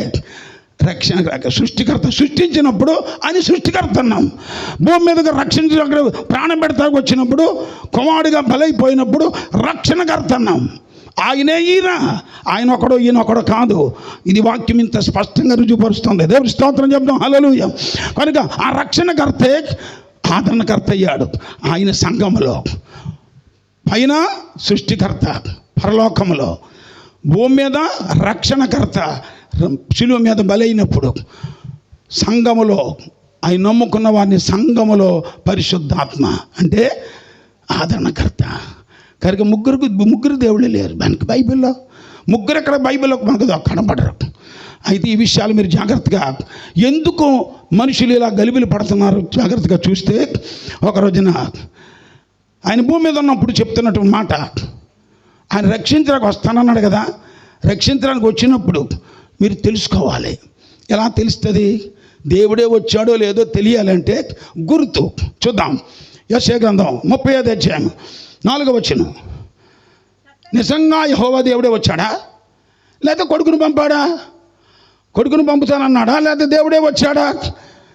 చూడండి బైబిల్ గ్రంథంలో 35వ అధ్యాయం యెషయా గ్రంథం 4వ 5వ వచనాలు. తత్తరిల్లు హృదయములతో ఇట్లనుడి, భయపడక ధైర్యముగా ఉండుడి, ప్రతిదండన చేయుటకు మీ దేవుడు వచ్చుచున్నాడు. క్రీస్తు పూర్వములో యెషయా ప్రవక్త ద్వారా దేవుడు ముందే రాయించుకున్నటువంటి మాటలు ఇవి. దేవుని స్తోత్రం. హల్లెలూయా. ఎవరు వస్తున్నారన్నాడు? మీ దేవుడు వస్తున్నాడు. ఇంకేమన్నాడు? ప్రతిదండనను ఆయన చేయు, ప్రతీకారమును ఆయన చేయును. ఎవరు వచ్చి? మీ దేవుడే వచ్చి. చూసారని ఎంత క్లియర్గా ఉందో. దేవుడే వస్తాడు. కంటికి కనబడని దేవుడే వస్తాడు. కనబడతా వస్తాడు. ముందు కనబడలేదు, కానీ రక్షించడానికి వచ్చినప్పుడు కనబడతాడు ఆయన. Praise the lord. హల్లెలూయా. అందుకని అంటున్నాడు, ఆయనే వచ్చి తానే మిమ్మును రక్షించును. ఇంకొకటి రక్షిస్తాడని లేదు, ఆయనే వచ్చి మిమ్మలను రక్షిస్తాడు. రక్షించినప్పుడు నిజంగా దేవుడే వచ్చాడా లేదో తెలియాలి. దేవుడైతే ఏమైనా కనబడాలి. దేవుడే వస్తే మనకు ఏదో మేలు చేయాలి, ఉపకారం చేయాలి. అలా చేశాడా లేదా చేస్తాడని ఎక్కడైనా ఉందా? చంద్ర కిందే వాక్యం ఉంది. అదిగో దేవుడే గనక రక్షించడానికి భూమి మీదకు వస్తే గుడ్డివారి కన్నులు తెరవబడును. చూసారండి? చెవిటివారి చెవులు విప్పబడును, కొంటివారు గొంతులు వేయెదరు. ఇప్పుడు జాగ్రత్తగా చూడండి. పుట్టుగుడ్డివాని కళ్ళు తెరిచినవాడు ఎవరో? యేసు ప్రభు. భూమి మీద పుట్టుగుడ్డివాని కన్నులు తెరిచింది, కుంటివారిని నడిపించింది, చెవిటివారిని చేసింది ఎవరు? యేసు ప్రభు. అంటే ఇప్పుడు ఇంతకీ యేసు ప్రభు ఎవరని చెప్తుంది ఈ వాక్యం? ఇదిగో రక్షించడానికి మీ దేవుడే వస్తున్నాడు. ఆయన వచ్చినప్పుడు గుడ్డోళ్ళు కళ్ళు తెరిస్తాడు. గుడ్డోళ్ళు కళ్ళు తెరిచినప్పుడు ఎవరని తెలుసుకోవాలి నువ్వు? ఆ మారని దేవుడే యేసు అనే పేరుతో భూమి మీదకి వచ్చాడు అని అందరూ దేవుని స్తోత్రం చెబుతాం. హల్లెలూయా. ఆ దేవుడే భూమి మీదకి వచ్చాడని. గుడ్డివారి కళ్ళు తెరబడ్డాయంటే ఎవడో తెరవలేడు. ఆయన మరియమ్మ కుమారుడు తెరవలేడు, దావీదు కుమారుడు తెరవలేడు, దేవుడే తెరవగలడు. అందరూ దేవుని స్తోత్రం చెబుతాం. హల్లెలూయా. అందుకని రాయబడింది ఇక్కడ, దేవుడే వస్తాడు, దేవుడే కన్నులు తెరిస్తాడు, దేవుడే వచ్చి మిమ్మల్ని రక్షించడానికి ప్రాణం పెడతాడు. ఆయనే వస్తాడో రక్షించడానికి ప్రాణం పెడతాకు వచ్చేది ఆయన కదా. ఇంకా కొంచెం ముందుకు వెళ్దాం. 25వ అధ్యాయం అదే యెషయా గ్రంథం 25వ అధ్యాయం 6వ వచనం చదువుదాం. త్వరగా జాగ్రత్త చూసుకోండి. అవసరమైన రాసుకోండి. అవసరమైతే ఎవరైనా అడగండి, ఇది తప్పో రైటో వేరే సేవకులను అడగండి. ఇది తప్పు అని అంటే అప్పుడు అడగండి నన్ను. దేవుడి స్తోత్రం చెబుతాం. హల్లెలూయా. చూడండి, వాక్యాన్ని అర్థం చేసుకోండి. ఈ పర్వతము మీద సైన్యములకు అధిపతియగు యెహోవా సమస్త జనముల నిమిత్తము కొవ్విన వాటితో విందు చేయును, మడ్డి మీదనున్న ద్రాక్ష రసముతో విందు చేయును, మూలుగులు గల కొవ్విని వాటితో విందు చేయును, ద్రాక్షారసముతో నిర్మలమైన ద్రాక్షరసముతో విందు చేయును. ఆ విందు చేసిన తర్వాత సమస్త జనముల ముఖముల మీద కప్పుచున్న ముసుగును, సమస్త జనముల మీద కప్పబడిన తెరను పరచబడిన తెరను ఈ పర్వతము మీద ఆయనే తీసివేయను. అందరి చేతులు ఎత్తి స్తోత్రం చెప్దాం. హల్లెలూయా. చూసారా, మానవ జాతికి ఉన్న పాపాన్ని, జన్మ కర్మ పాపాన్ని, సమస్త జనాలు పాపముతో కప్పబడిపోయారు. దేవుడు ఎవరో తెలియకుండా గుడ్డివారుగా తడుముకుంటున్న జీవితం జీవిస్తున్నప్పుడు ఏదైనా దేవుడే, ఎవరైనా దేవుడు అనుకుంటూ గుడ్డివారుగా బ్రతుకుతున్న మానవ జాతి పాపములో ఉండగా వారందరి పాపాలు తీసేయడానికి, అందరి ముసుగులను తీసివేయడానికి దేవుడే ఏం చేస్తాడన్నది ఒక పర్వతం మీదగా వస్తాడన్నాడు. దేవుడి స్తోత్రం చెబుదాం. హల్లెలూయా. పర్వతాలు ఎక్కడుంటాయి? భూమి మీద, ఆకాశం మీద. పర్వతాలు ఎక్కడుంటాయండి? ఆకాశం మీద, భూమి మీద. పర్వతాలు భూమి మీద ఉంటాయి. దేవుడు ఉండేది ఎక్కడ? పైన ఉండేవాడు. పైనుండే దేవుడు ఎక్కడికి వస్తానని రాశాడు?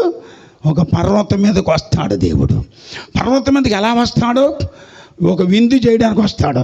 ఆ పర్వతం విందు దేంతో చేస్తాడు? కొవ్విన వాటితో, అంటే శరీరం తీసుకుంటాడు, శరీరాన్ని అమర్చుకుని వస్తాడు. ఇంకేం చేస్తాడు? మూలుగులతో ఎముకలు ధరించుకుని వస్తాడు. ఇంకేం ధరిస్తాడు? రక్తం, మడ్డి మీదనున్న ద్రాక్షరసం అన్నాడు. అంటే ద్రాక్షరసం రక్తానికి సాదృశ్యం. అంటే రక్తం మాంసాలతో కూడి ఒక నరుడుగా, మనలాంటి ఒక మనుషుడుగా ఈ ఒక పర్వతం మీద, గొల్గొతా పర్వతం మీద ఆయన విందు చేస్తాడంటే బలైపోతాడు అందరి కోసమని. అందరి చేతులు ఎత్తి స్తోత్రం చెప్దాం. హల్లెలూయా. ఈ పని చేసేవాడు ఎవరు? యెహోవా. చెప్పండి, అక్కడ ఏమని ఉంది? యెహోవా దేవుడు, మారని దేవుడు, మార్పు లేని దేవుడు. ఆయనే భూమి మీదకి వస్తాడని, వచ్చినప్పుడు కన్నులు తెరుస్తాడని, అనేక మంది జీవితాలని మేలు చేస్తాడని, స్వస్థతపరుస్తాడని, అది చేసిన తర్వాత ఆయన సిలువకెక్కి ఆయన అందరి కొరకు విందు చేసి, అనగా రక్తం ఇచ్చేసి, రక్తం ధారపోసి, బలి అయిపోయిన తర్వాత, దెబ్బలు తిన్న తర్వాత, ప్రాణ ప్రతిష్ఠ చేసిన తర్వాత, రక్తం ఇచ్చి మానవులందరి మా పాపములు ఏం చేస్తాడు? అక్కడ ఈ పర్వతం మీద ఆయన ముసుగు తీసివేయును. అంటే శిలువ మీద మరణించినప్పుడు అందరి పాపములు తొలగిపోవును. అందరి చేతులు ఎత్తి స్తోత్రం చెబుదాం. హల్లెలూయా. దేవుడే గనుక వచ్చి ఒక పర్వతం మీద మానవ రూపంగా వచ్చి ఒక శరీరం ధరించి రక్తమాంసాలు కలిగిన వాడై ఈ భూమి మీద మానవుల కోసం శిలువ మీద బలైపోతాడని, ఆ బలైన వాడు ఇంకేం చేస్తాడు? ఇంకొక మాట ఉంది చూడండి. మరెన్నడనో లేకుండా మరణమును ఆయన మింగివేయను. అందరి చేతులు ఎత్తి స్తోత్రం చెబుదాం. చెప్పండి, ఇప్పుడు మరణాన్ని మింగింది కుమారుడా, దేవుడా? అక్కడ ఎంత క్లియర్గా ఉంది. యెహోవా దేవుడు, ఆరాధ్యం. అది 25వ అధ్యాయం 6వ వచనం నుంచి 9 వరకు మీరు చదువుకుంటే ఈయన ఎవరో మీకు తెలిసిపోద్ది. ఆయన పర్వతం మీదకి వస్తాడన్నాడు యెహోవా దేవుడే. ఇంకేమన్నాడు? విందు చేస్తానన్నాడు. అది రక్తమాంసాలు ధరించుకుని వస్తానన్నాడు. అది బలైపోయిన తర్వాత అందరి పాపాలు తీసేస్తానన్నాడు. అంతేకాదు మరణము కూడా ఆయనే మింగేస్తానన్నాడు. మీకు ఇక మరణం ఉండకుండా, మరణం పాపం వల్ల వచ్చే జీతము మరణం కదా, ఆ మరణం మీకు ఉండకుండా ఆ మరణాన్ని నేను మింగేస్తానని దేవుడు ముందే తెలియజేశాడు. భూమి మీదకి వచ్చి మరణాన్ని మింగుతానన్నాడు. చూసారా, ఇది ఇంకా భూమి మీదకి యేసు అనే పేరుతో రాలేదు, ముందే రాయించేశాడు ఈ గ్రంథంలో. వస్తాను, బలవుతాను, చూసారా, మరణాన్ని మింగేస్తాను, మీ కన్నీళ్ళు బాష్ప బిందువులు తుడిచేస్తాను. పాపం వల్ల, నిందల వల్ల, రోగాల వల్ల, ఇబ్బంది వల్ల నష్టపోయిన మీ జీవితాలను, మీ కన్నీటిని నేను తుడుస్తాను వచ్చి అని చెప్పిన తర్వాత చూడండి 9వ వచనం ఏమన్నాడు? ఆ దినమున, ఏ దినమున? ఆయన శిలువ మీద బలైపోయిన దినమున, ఆయన బలైపోయినది రక్తం ఇచ్చి ఆయన చనిపోయి తిరిగి లేచినప్పుడు, మరణాన్ని మింగేసి తిరిగి లేచినప్పుడు అప్పుడు ఏమంటారు తెలుసా ఆయన్ని? ఇదిగో జనులు ఇలాగందరూ, ఇదిగో మనలను రక్షించునని మనము, అబ్బో మన రక్షింతాడు, రక్షకుడు వస్తాడు అనుకున్నామే. మనము కనిపెట్టుకున్న మన దేవుడు, మనము కనిపెట్టుకొనిన యెహోవా ఈయనే. అందరి చేతులు ఎత్తి స్తోత్రం చెబుదాం. ఎవరైనా ఏమండి? భూమి మీదకి వచ్చి మానవ రూపంగా వచ్చి చనిపోయి సమాధి నుంచి తిరిగి లేచిన ఈయనే ఎవరో మనం ముందు నుండి కనిపెట్టుకున్న యెహోవా యేసే. అందరి చేతులెత్తి స్తోత్రం చెబుదాం. హల్లెలూయా. మనం ఇంతవరకు రక్షిస్తాడు దేవుడు వచ్చని కనిపెట్టుకున్న ఆ దేవుడు, ఆ యెహోవా యేసే దేవుడు. స్తోత్రం. హల్లెలూయా. అందుకనే యేసుక్రీస్తు ఎవరో అని క్లియర్గా మనం అర్థం చేసుకోవడానికి ఇంత స్పష్టంగా మనం రుజువుపరుస్తున్నాయి. అందుకని వాక్యం ద్వారా మనం చూసాం, భూమి మీదకి దేవుడు వచ్చినప్పుడు తన ప్రజలను వారి పాపముల నుండి ఆయనే రక్షించును కనుక భూమి మీద కుక్క వచ్చినప్పుడు ఆయనకి ఏమని పేరు పెట్టబడింది? ఆయనకు యేసు అను పేరు. యేసు అనే పేరు పెట్టబడింది ఎవరికి? ఏమండి? ఎవరికి? కన్యక గర్భమున పుట్టిన ఆ కుమారుడికి. ఎందుకు ఆ కుమారుడు ఎవరు? కుమారుడు అంటే కుమారుడు అని వేసుకుంటున్నారు అంతే. అసలు కుమారుడు అని ఎందుకు పిలువబడ్డాడు? ఆయన ఎవరికి కుమారుడు? ఇంతకీ భూమి మీదకు వచ్చినప్పుడు కుమారుడని అనబడును. అందులో ఒక స్వార్థ మీరు జాగ్రత్తగా చదువుకోండి. ఆయన గొప్పవాడు, పరిశుద్ధుడు, పాపం లేనివాడు. కన్యక గర్భం గుండా భూమి మీద పుట్టినప్పుడు ఆయన ఏమని పిలుస్తారన్నాడో తెలుసా? కుమారుడు అంటారు అంతే తప్ప ఆయనకి నిజంగా కుమారుడు ఎవరికో కుమారుడు? దావీదు కుమారుడా? మనిషి కుమారుడా? దేవుడికి పుట్టాడా? దేవుడు కుమారుడా? కనుక ఎవరి కుమారుడు అని చెప్పగలుగుతావు? అదెంత దేవుడు వాక్యం, రాయబడిన వాక్యం మీరు గుర్తుపెట్టుకోవాలి. ఎందుకే కుమారుడు అంటే ఎవరో? యెషయా గ్రంథం 9:6 ముందే రాయించేశాడు. ఒకవేళ కుమారుడుగా మీకు పిలువ వస్తాను భూమి మీదకి, కన్య గర్భం గుండా కుమారుడుగా భూమి మీద పుట్టవలసి వస్తుంది.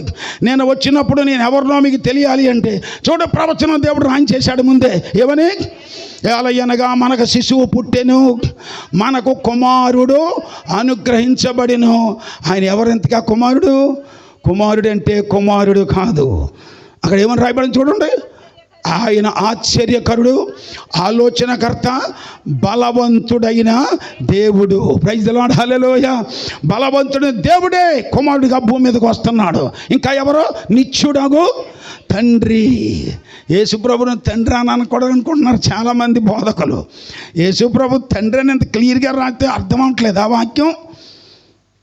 భూమి మీదకు కుమారుడిగా వచ్చిన కుమారుని, కన్యక గర్భం గుండా వచ్చిన కుమారుని ఏమని పిలుస్తున్నావు?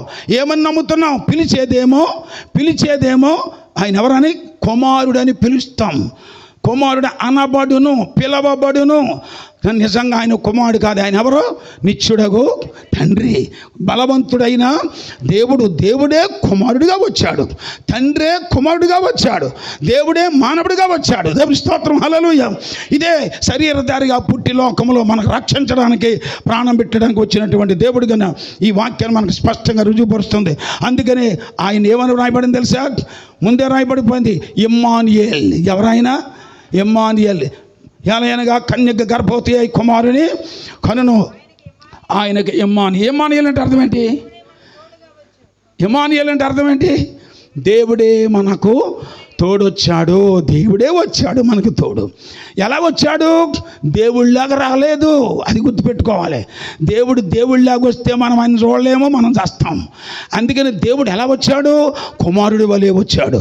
కనుక కుమారుడిగా వచ్చినట్టు ఈ కుమారుడు ఎవరు కుమారుడు? ఆయనే నిత్యుడగు తండ్రి, ఆయనే బలవంతుడైన దేవుడు, ఆయనే ఇమ్మానుయేల్. అంటే దేవుడే మనకు తోడుగా వచ్చాడు.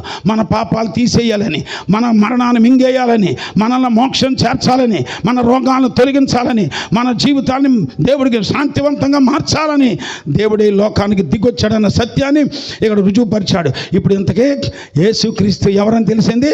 ఆయన నిత్యుడగు తండ్రి, ఆయనే బలవంతుడైన దేవుడు.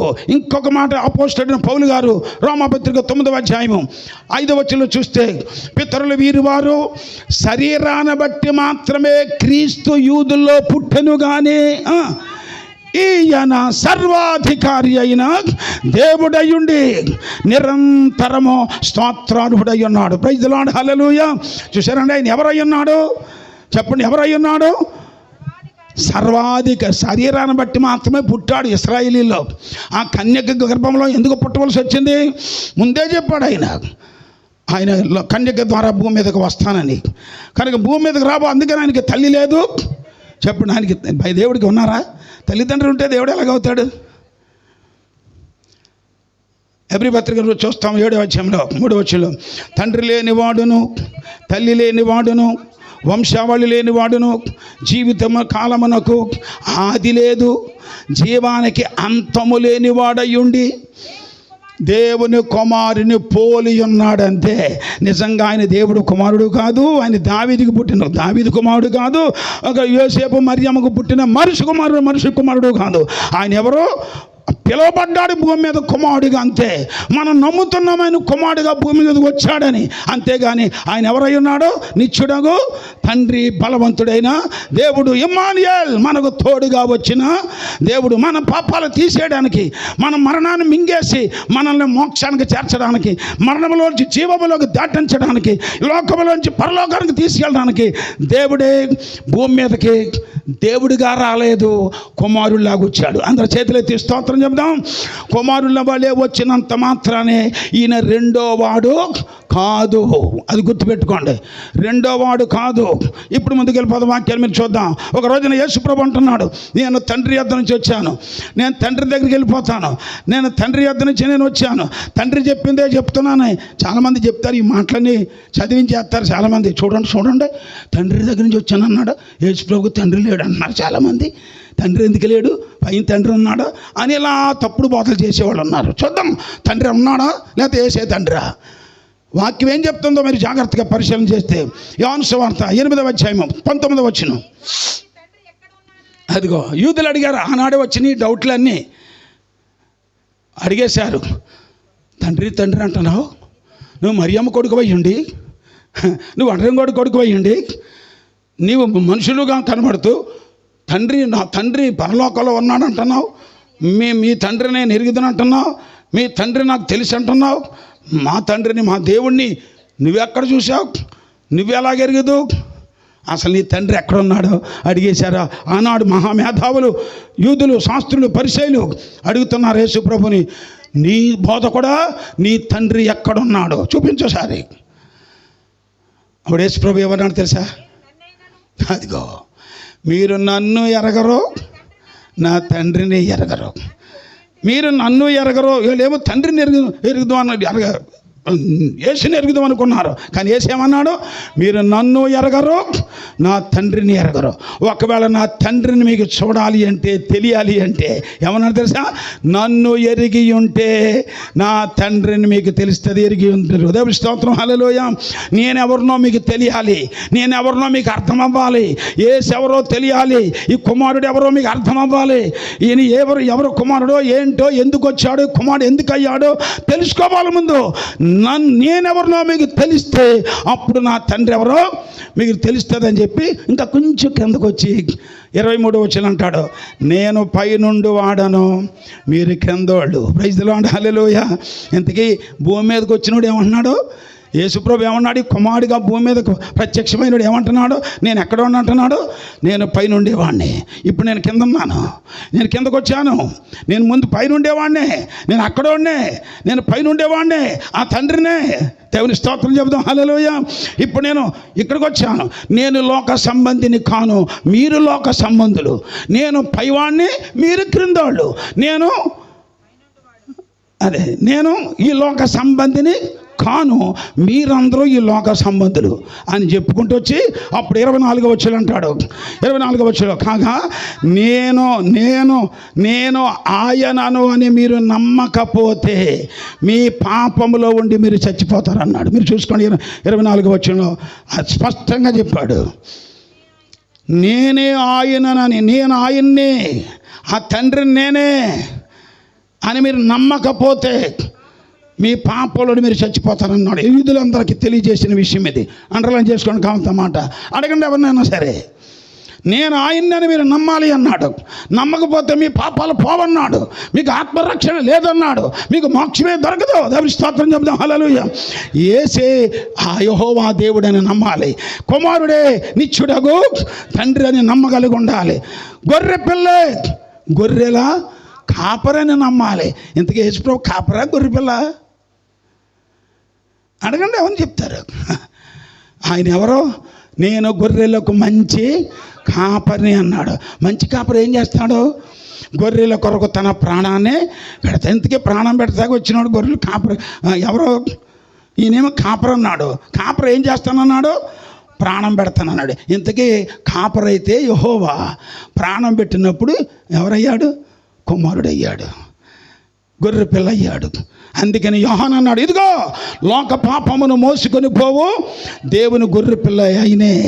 లోక పాపాన్ని మోసుకెళ్ళిపోవడానికి వచ్చినోడు ఆయనే. ఎలా వచ్చాడు? గొర్రె పిల్లల బలవ్వాలని వచ్చాడు. ఇంతగా గొర్రె పిల్ల బలైపోయేవాడు ఎవరు? గొర్రెల కాపరి. దేవుని స్తోత్రం, హల్లెలూయా.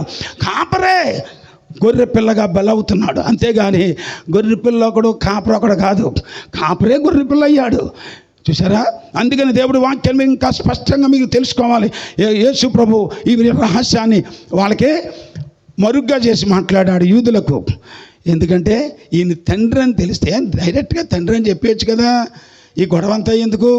నేనే తండ్రిని, నేనే కుమారుని, నేనే పరిశుద్ధాత్మ, అన్నీ నేనే అని చెప్పేయచ్చు కదా. ఈ గందరగోళం అంతా ఎందుకు అనుకునే వాళ్ళు చాలామంది ఉన్నారు. కానీ ఈ మర్మం, ఈ విషయం ఎందుకు మరుగు చేశాడంటే, దేవుని మర్మము, దేవుని జ్ఞానము మర్మమైనట్టుగా బోధిస్తున్నాం. ఈ జ్ఞానము మరుగై ఉండెను.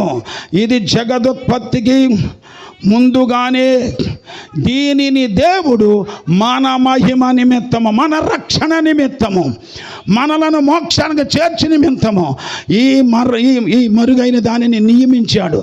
అది లోకాధికారులలో ఎవనికిని, యేసు తండ్రి అన్న సంగతి లోకాధికారులలో ఎవనికిని తెలియదు. యేసే యెహోవా దేవుడన్న సంగతి యూదులకు ఎవరికని తెలియనివ్వలేదు. ఎందుకంటే దేవుడే వాళ్ళ కన్నులు మూసేశాడు, వాళ్ళకి తెలియనివ్వకూడదని. అందుకని వాళ్ళకి ఉపమానాలు చెప్పేవాడు యూదులకి, శిష్యులకేమో భావాలు చెప్పేవాడు, మర్మాలన్నీ కూడా ఇప్పి చెప్పేవాడు శిష్యులకి. యూదులకు మాత్రం, జ్ఞానులకు మాత్రం మరుగు చేసేసాడు. దేవుడి స్తోత్రం చెప్తాం, హల్లెలూయా. ఎందుకు తెలుసా? ఇది మన మహిమ నిమిత్తము దేవుడు దీన్ని మరుగు చేశాడు. ఇది గనక ఇది లోకాధికారులలో ఎవనికిని తెలియదు. నిజంగా గనక వాళ్ళకి గనక చెప్పేసి ఉంటే, వాళ్ళకి గనక నేనే తండ్రిని అని చెప్పేసి ఉంటే, వాళ్ళకి గనక నేనే దేవుడిని అని చెప్పేసి ఉంటే, వాళ్ళకి గనక నేనే యెహోవా దేవుడిని వచ్చానని ఆయన గొప్ప సూచక్రియలు చూపించేసి నేను ఫలానాన్ని చూపించేసుకుని ఉంటే ఏమన్నారు? ఆయన్ని మహిమా స్వరూపి అయిన ప్రభువును సిలువ వేయకపోదురు. అది సంగతి. దేవుడి స్తోత్రం చెప్తాం, హల్లెలూయా. ఇంతకే దేవుడు భూమి మీదకి వచ్చి చేయవలసిందేంటి? సిలువ వేయబడడానికే వచ్చాడు ఆయన, చావడానికే వచ్చాడు ఆయన. మనం పుట్టినరోజు చేసుకోవడానికి రాలేదు ఆయన, కేకులు కోసుకొని తింటానికి రాలేదు ఆయన, సాల్వాలు కప్పుకోవడానికి చెప్పుకోవడానికి పుట్టలేదు ఆయన. దేవుడి స్తోత్రం చెప్తాం, హల్లెలూయా. ఆయన వచ్చింది దేనికోసం వచ్చాడు? మనల్ని రక్షించాలని వచ్చాడు. రక్షణ ఎక్కడ దొరుకుతుంది? ఆయన పశువుల తొట్టులో పడుకున్నప్పుడు రక్షణ ఉందా? లేకపోతే సిలువలో బలైనప్పుడు రక్షణ దొరికిందా? ఏమంటే రక్షణ ఎక్కడ దొరికింది? సిలువలో బలైనప్పుడే, రక్తం ఇచ్చినప్పుడే. ఆ రక్తము ప్రతి పాపము నుండి కడిగేస్తుంది. సిలువలో బలైనప్పుడే మనకు రక్షణ దొరుకుతుంది. అంతేగాని ఆయన పుట్టినప్పుడు రక్షణ కాదు, వార్త. ఇదిగో రక్షకుడు వచ్చాడు అని అందరికీ చెప్పలేదు. అది గొర్రెల కాపరులకు మాత్రమే తెలియజేశాడు. సత్రంలో చాలామంది జనము మూగిపోయి ఉన్నారు, చోటు లేకుండా కమ్మేసి ఉన్నారు. వాళ్ళెవరికే దూతలు చెప్పలేదు. ఎందుకు తెలుసా?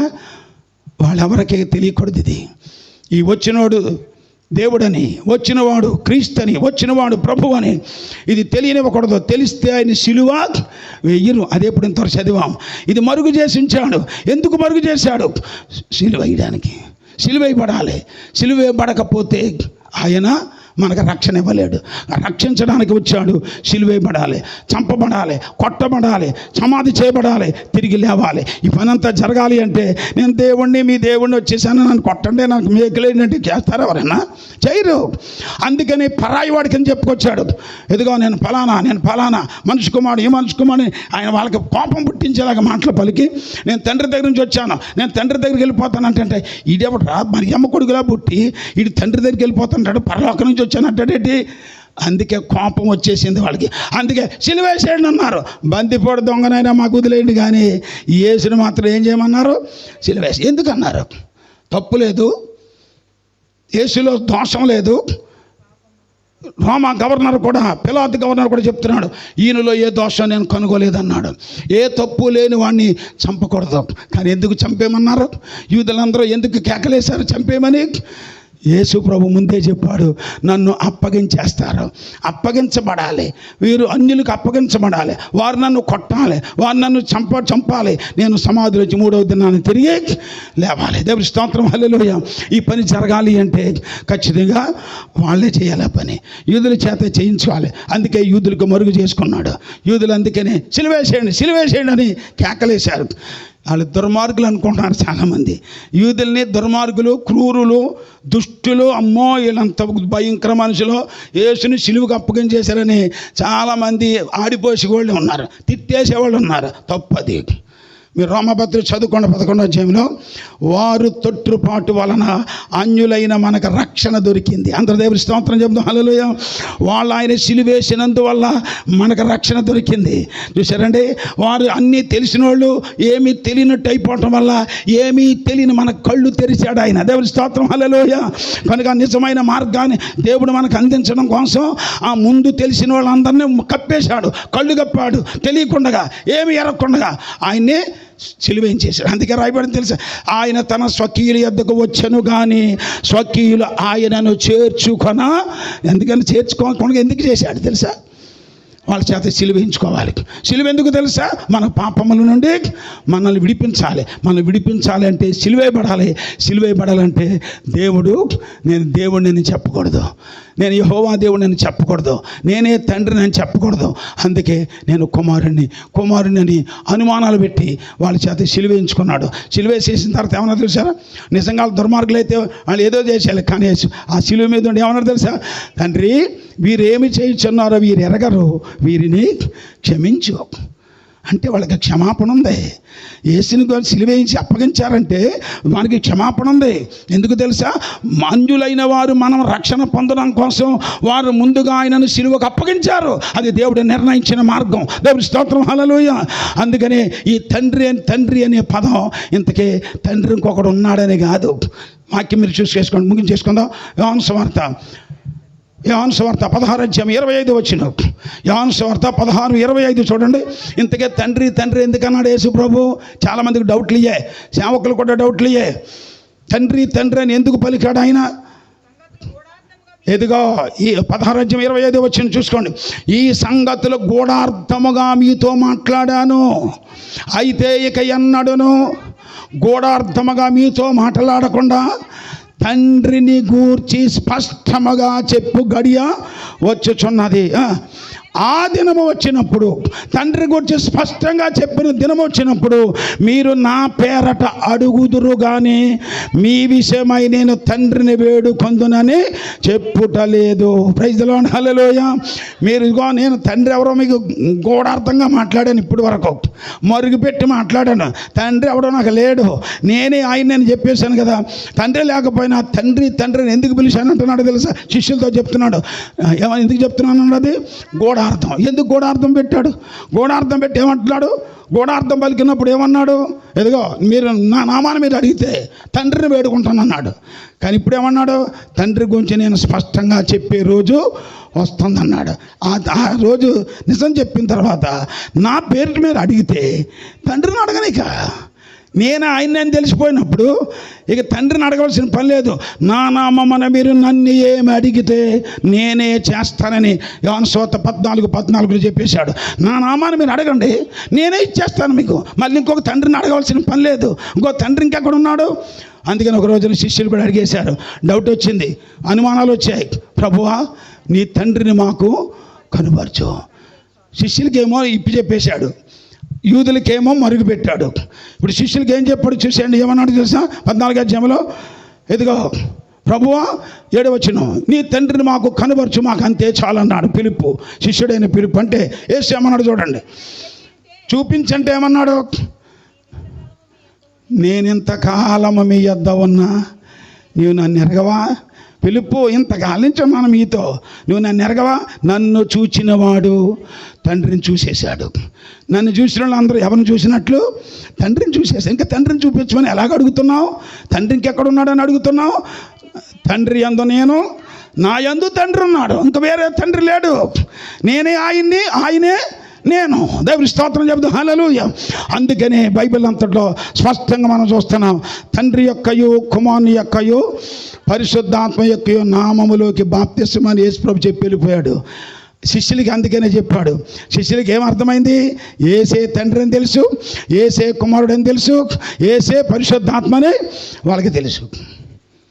యేసుప్రభు ఏ నామాన్ని వచ్చాడు అంతకీ? యేసునామం అంటే అమెరికా నామం అనుకుంటున్నారు చాలామంది. యేసునామం అంటే ఏదో దేశనామం అనుకుంటున్నారు.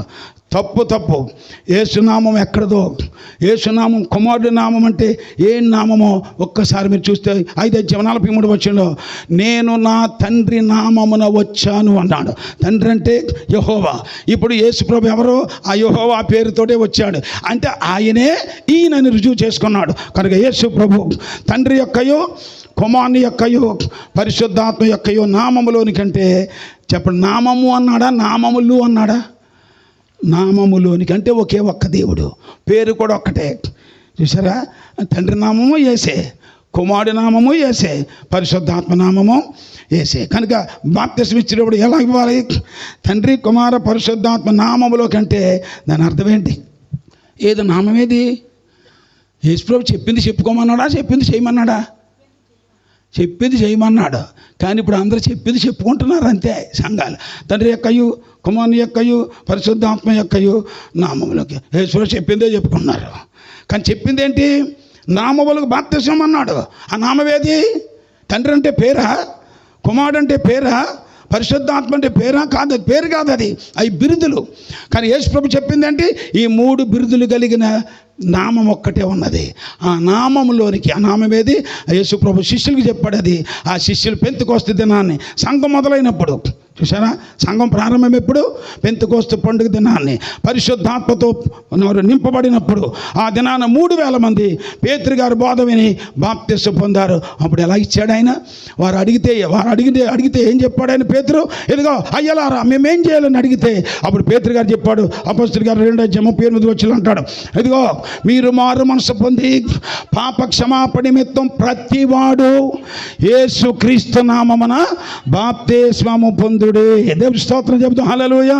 బాప్తిస్మం ఎలా పొందాలి? క్రైస్తవులు అవ్వాలి అంటే, క్రైస్తవుడిగా పిలువబడాలి అంటే బాప్తిస్మం ఎలా పొందాలి? చిలకరింపు కాదు, తండ్రి కుమార పరిశుద్ధాత్మ ఉంచడమో కాదు, చిలకరింపు కాదు, జెండా కింద నుంచి పంపడమో కాదు. ఏమండి? ఇవన్నీ బాప్తిసాలు కాదు. బాప్తిస్మం అంటే ముంచుట, బాప్తిస్మం అంటే పాతి పెట్టబడుట, పాతి పెట్టేయటం. యేసుప్రభుని ఎలాగైతే సమాధి చేశారో మనం కూడా, మనం యేసుని నమ్ముకోవడానికి వచ్చినప్పుడు, మారు మనసు పొందినప్పుడు మనం సమాధి అయిపోయినట్టుగా నీటిలో మునిగిపోవాలి, ముంచబడాలి. ఆయన లేచినట్లే మనం కూడా ఆయన పునరుద్ధానంలో పాలు పంపుల కోసం తిరిగి లేవాలి. కనుక బాప్తిస్మం అంటే యేసు ప్రభు ద్వారా, యేసు ప్రభు నామమున ముంచబడి లేపబడటమే అది బైబిల్ ప్రకారమైన బాప్తిస్మం. ఇది కాదని ఎవరైనా, ఏ సంఘమైనా సరే చెప్పగలిగితే వాక్యం చూపిస్తున్నారు. దేవుని వాక్యం ఛాలెంజ్ చేస్తుంది. ఎవరైనా సరే బాప్తిస్మం ఎక్కడైనా తండ్రి కుమార పరిశుద్ధాత్మ 3 ముక్కలు చెప్పి బాప్తిస్మం ఇచ్చినట్టు బైబిల్లో ఒక్క రెఫరెన్స్ ఉందేమో చూపించమనండి. ఒక్క మాట ఉందేమో, ఒక్క వాక్యం లేదు. 40 సంవత్సరాల నుంచి ఛాలెంజ్ చేసి అడుగుతున్నాను, ఒక్కరు చూపించలేరు. ఇప్పుడు వరకు చూపించలేరు. బైబిల్లో లేదు అది. తండ్రి కుమార పరిశుద్ధాత్మ నామములోకి మన యేసుప్రభు శిష్యులకు చెప్పాడు. శిష్యులేమో యేసుక్రీస్తు నామములో ఇచ్చారు. అంటే యేసు ఏది చెప్పాడో శిష్యులు అదే చేశారు. అక్కడేమో ఆజ్ఞ ఇచ్చాడు, ఇక్కడేమో నెరవేర్పు. చెప్పింది ఇక్కడ చేసింది. కనుక చెప్పిన దాని ప్రకారంగా చేశారు. ఇల్లు కట్టమని కలెక్టర్ గారు ప్లాన్ ఇస్తే, ప్లాన్లో కాపురం చేస్తావా, ఇంట్లో కాపురం చేస్తావా? కట్టిన దాంట్లోనే. ఎవరన్నా వస్తే ఇల్లు చూపిస్తావా, లేదా ఇదిగో కలెక్టర్ గారు ప్లాన్ ఇచ్చారని ప్లాన్ చూపిస్తావా? ప్లాన్ ఎప్పుడు వరకు ముఖ్యమో తెలుసా? ఆ ప్లాన్ ప్రకారంగా ఇల్లు కట్టే వరకే ప్లాన్ చూపించేది. ఇల్లు కట్టిన తర్వాత ప్లాన్ చూపించాం, ఇల్లు చూపిస్తాం, గుమ్మం ఇదిగో, ఇదిగో కిటికీ, ఇదిగో గోళ్ళు, ఇదిగో ఇల్లు చూపిస్తారు. అదే క్షేమకరమైంది. అలాగే యేసు ప్రభు చెప్పింది మత్తయి సువార్త, మార్కు, లూకా, యోహానులో ఆజ్ఞలు ఇచ్చాడు. చెప్పాడు ఆయన. కానీ అపోస్తలుల గారేమో ఆయన చెప్పింది చేశారు, కట్టేశారు. ఇది కట్టడం, అది ప్లాను. చూసారు? అది ఆజ్ఞ, ఇదేమో కట్టింది. కనుక కట్టిన దాంట్లో అనగా యేసు యేసుక్రీస్తు నామంలో బాప్తిసం ఇచ్చే సంఘాన్ని కట్టారు. అక్కడ ఆ నిజమైనటువంటి రక్షణ బాప్తిసం జరిగింది. ఇదే క్రైస్తవులందరూ అదే పొందాలి. క్యాథలిక్కులైనా, లోదర్ అయినా, చూసారా, బైబిల్ మిషన్ అయినా, పెంతెకోస్తు అయినా, క్రీస్తు సంఘమైనా, ఈ లోకంలో ఏ సంఘమైనా సరే యేసుక్రీస్తు నామములో బాప్తిసం పొందితేనే అది రక్షణ పొందినట్లు లెక్క. చూసారా, ఎందుకంటే యేసుక్రీస్తే దైవత్వము కలిగిన వాడు. క్రీస్తులో దైవత్వమును గూర్చిన సంపూర్ణత క్రీస్తులో ఇమిడిపోయింది. అందుకనే క్రీస్తు సర్వాధికారి అయిన దేవుడు గనుక యేసుక్రీస్తు నామములోనే బాప్తిసం పొందితే అప్పుడు నిజమైన రక్షణ. పెంతెకోస్తు అని చెప్పుకుని పెంతెకోస్తు బాప్తిసం పొందట్లేదు. పేరుకి పెంతెకోస్తే కానీ పెంతెకోస్తు బాప్తిసం ఏమనుంది? యేసుక్రీస్తు నామములో పొందినట్టుంది బైబిల్లో. చూసారా, క్రీస్తు సంఘం అని చెప్పుకునేవారు ఉన్నారు. క్రీస్తు సంఘం ఏ నామములో పొందింది? క్రీస్తు సంఘం అది పెంతెకోస్తు దినాన్ని స్థాపించబడిన క్రీస్తు సంఘం యేసుక్రీస్తు నామములో బాప్తిసం పొందింది. అది నిజమైన క్రీస్తు సంఘం. అందరి చేతిలో స్తోత్రం చెబుదాం. పేరేమో ఒకటి పెట్టుకుని బాప్తిసం ఇంకో రకంగా పొంది మేమే కరెక్ట్ అయిన సంఘం అంటే అది మోసం తప్ప, అది మోసం, అది దారి తప్పినట్టు లెక్క. కనుక నిజమైన క్రీస్తుకి సంబంధికులుగా ఉండాలి అంటే యేసుక్రీస్తు నామములో బాప్తిసం పొంది నేను క్రీస్తు వాడనని చెప్పు, నేను క్రైస్తవుడనని చెప్పు. అది సత్యం. అంతేగాని తండ్రి, కుమార, పరిశుద్ధ ఏది పేరు లేని ఉత్తరం ఎక్కడ పోద్ది? పేరు లేని బాప్తిసం ఎలా చెల్లుద్ది? పేరు లేని రేషన్ కార్డు ఎక్కడికి ఏం పని చేద్దాం? ఏమి పని చేయదు. పేరు ఉంటేనే ఒక అప్లికేషన్ అయినా సరే అధికారంతో కూడి ఉంటుంది. పేరుంటేనే రక్షణ కలుగుతుంది. అందుకని బైబిల్లో రాయబడింది, మరి ఎవరి వల్ల రక్షణ కలగదు, ఈ నామముననే మనము రక్షణ పొందాలి. అపోస్తలుల గారు 4:12 మీరు చూసుకోవచ్చు. మరి ఎవరి వల్ల రక్షణ లేదు, యేసుక్రీస్తు నామములోనే రక్షణ ఉంది. నువ్వు బాప్తిసం పొందితే యేసుక్రీస్తు నామములోనే బాప్తిసం పొందాలి. ఏదైనా పర్లేదని కవర్ చేస్తున్నారు చాలామంది. కవరింగ్ ఎక్కువైపోయింది. ఏదైనా ఒకటే, కొంతమందికి ఏమనలేక, అది పొందింది తప్పని చెప్పుకోలేక, ఇది రైట్ అని ఒప్పుకోలేక, అది రైటే ఇది రైట్. చూసారండి, నమ్మితే చాలు, అదే అది కూడా రైటే అని చెప్పింది కూడా రైట్ అంటారు. అది రైట్ అయితే ముందు పొందింది ఏమైనట్లు లెక్క? తప్పే కదా. తప్పుని సరి చేసుకో. పేరు రాయకుండా తండ్రి అని ఉత్తరం రాసేసి పోస్ట్ బాక్స్లో వేస్తే అది పోస్ట్ బాక్స్లోనే ఉంటుంది. ఏ తండ్రికి వెళ్తుంది? తర్వాత తెలుసుకుని, అమ్మో పేరు రాయలేదు మా తండ్రి పేరు, ఎంత పొడుగు ఉత్తరం రాసే అవసరం ఏంటి? పేరు లేని ఉత్తరం అది. అప్పుడు మళ్ళీ తీసుకుని పేరు రాస్తే, ఆ తండ్రి పేరు పైన రాస్తే కరెక్ట్గా తండ్రికి అది అడ్రస్కి వెళ్ళిపోతుంది. అలాగే ఇంతకాలం ఏదో పొందేశాం, ఏదో గుళ్ళకి తిరుగుతున్నాం, ఏదో బాప్తిసం అని ఏదైనా ఒకటి అనుకుని సర్దుకుపోయిన నీవు రక్షణ పొందడానికి వాక్యంలో ఉన్న ప్రకారంగా రక్షించబడితేనే నువ్వు రక్షించబడినట్లు లెక్క. మరి ఎవరి వల్ల రక్షణ లేదు, ఈ నామంలో రక్షణ ఉందని ఇంత స్పష్టంగా చెప్పినా నేను ఏదైనా పర్లేదు, ఏదైనా నామం అంటే అది చాలా పొరపాటు. కాబట్టి ఇప్పుడైనా సరి చేసుకో, సరిదిద్దుకో. కనుక వాక్యంలో ఉన్న సత్యాన్ని అర్థం చేసుకోవాలి. కొంతమంది బ్రహ్మం బోధకులు కూడా కొంతమంది చాలామంది బోధించుతూ ప్రవక్తనే నమ్ముకోవాలి, వర్తమానాన్ని నమ్మాలి అని చెప్పి ఎవరైనా బాప్తిసానికి వెళ్తే వాళ్ళని ఏమంటున్నారో తెలుసా? నువ్వు వర్తమానం నమ్ముతున్నావా, నువ్వు ప్రవక్తను నమ్ముతున్నావా అంటే నమ్ముతున్నాను. అప్పుడు యేసుక్రీస్తు నామములో ఇస్తున్నారు. ఇదేమి బాప్తిసం? నమ్మించిందేమో ప్రవక్తన, ఒక సామాన్య మనిషిన. ఇచ్చిన బాప్తిసమేమో యేసుక్రీస్తు నామములోన. పనిచేయదా బాప్తిసం? అందరి చేతులెత్తి స్తోత్రం చెబుదాం. హల్లెలూయా.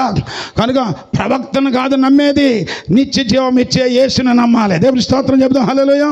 యేసు ప్రభు ఏమన్నాడు? నా యందు విశ్వాసం ఉంచువాడు చనిపోయినను బ్రతుకుతాడు, చనిపోయినా బ్రతుకుతాడు, బ్రతికి నా యందు విశ్వాసం ఉంచిన వాడు మరెన్నడను చనిపోడు. కనుక యేసు క్రీస్తుని బట్టి వాక్యాన్ని అర్థం చేసుకోవాలి, సత్యాన్ని మనం అర్థం చేసుకోవాలి. కనుక బాప్తిసం అనేది చాలామందిలో అనుమానాలతో కూడుతున్నారు.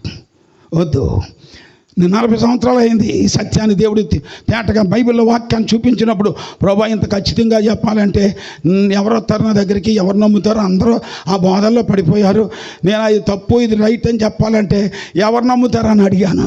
దేవుడు అన్నాడు, భయపడకో, నేను నీకు తోడుగా ఉంటాను, అనేక మందిని నీ దగ్గరికి తీసుకొస్తాను. దేవుడు నాకు మాట ఇచ్చాడు. 40 సంవత్సరాలు అయింది. అందరూ దేవుడి స్తోత్రం చెబుతాం. హల్లెలూయా. అప్పటి నుంచి ఇప్పటి వరకు దేవుడు ఎలా తీసుకొస్తానే ఉన్నాడు. చాలామంది సేవకులు వచ్చి ఇప్పుడు ఇంకా రెడీగా ఉన్నారు, 4-5 పాస్టర్లు రెడీగా ఉన్నారు మళ్ళీ బాప్తిసం కావాలని. మన ముందు పొందింది తప్పు అని తెలుసుకుని, నేను పెంతెకొస్తేలను పొందాను చిన్నప్పుడు, కానీ దేవుడు అది తప్పు అని చూపించాడు. బైబిల్లో ఉన్నది ఇది రక్షణ. యేసుక్రీస్తు నామములో దేవుడు తెలియజేసిన మరలా నేను మరలా పొందాను. అనేక మందికి వాక్యానుసారంగా బాప్తిసం అనేక మంది పొందుతున్నారు. ఇక సేవకులు కూడా అలాగే పొందారు. దేవుడి స్తోత్రం చెప్దాం. హల్లెలూయా. వారు కూడా ఎన్ని ప్రశ్నలు వేసుకొచ్చాడు మీ పాస్టర్ గారికి, అవన్నిటికీ జవాబులు వాక్యం ద్వారా తెలియజేసినాడు. సత్యమని తెలుసుకుని రక్షణ పొందుకున్నాడు. అలాగే ఆ ఏజెన్సీ నుంచి ఆయన కూడా వాక్యం తెలుసుకుని వారు కూడా వచ్చి రక్షణ పొందారు. అదే కోవలో మరి వీర్రాజు గారు కూడా దేవుడు వాక్యాన్ని తెలుసుకుని, చూసారా, సంఘాల్లో మారటం కోసం కాదు, చూసారా, మతాల్లో మారటం కోసం కాదు, ఎవరో కిట్టగా వెళ్ళిపోవటం కాదు, ఇది కుల భేదాలను బట్టి కాదు, ఇది మత భేదాలను బట్టి కాదు, ఇది దేనికోసం బైబిల్లో ఉన్న రక్షణ పొంది మోక్షం చేరాలని ఆశ మనకు ఉండాలి తప్ప మనకు గుళ్ళు పేరు సంస్థలు మిషన్లు ఇవన్నీ మనం పరలోకం చేర్చవు. గుళ్ళు మన పరలోకం చేర్చవు. చూసారా, మనకు కావాల్సింది వాక్యమే సత్యం. ఈ వాక్యములోకి రావాలి, వాక్యంలో నిలవాలి. యేసుప్రభు అన్నాడు, నా వాక్యం అందు నిలిచినట్లయితే మీరు సత్యమును గ్రహించెదరు, అప్పుడు సత్యము మిమ్మలను స్వతంత్రులుగా చేస్తుంది. వాక్యంలోకి రావాలి. సంఘాల కట్టుబాట్లు కాదు, మిషన్ల కట్టుబాట్లు కాదు, సంస్థ కట్టుబాట్లు కాదు. చూసారా, ఈ దొరల డబ్బు కోసం ఏర్పడిన ఈ సంస్థల సంఘాల కోసం కాదు మనం ఎదురు చూసేది.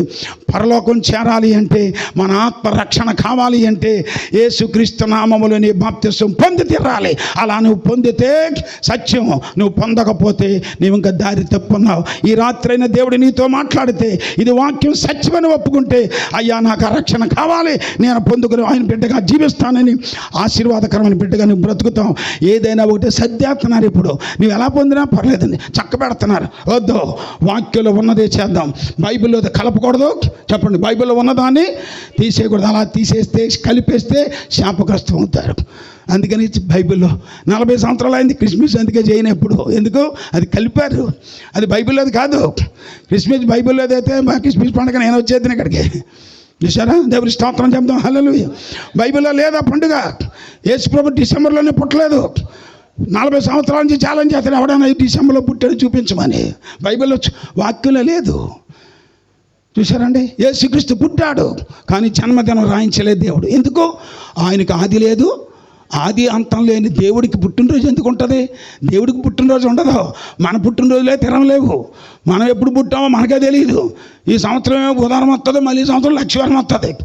ఇవే మనకు నికరం లేవంటే మళ్ళీ దేవుడికి పుట్టినరోజు పెడతారా? అసలు దేవుడికి పుట్టినరోజు పెట్టచ్చా?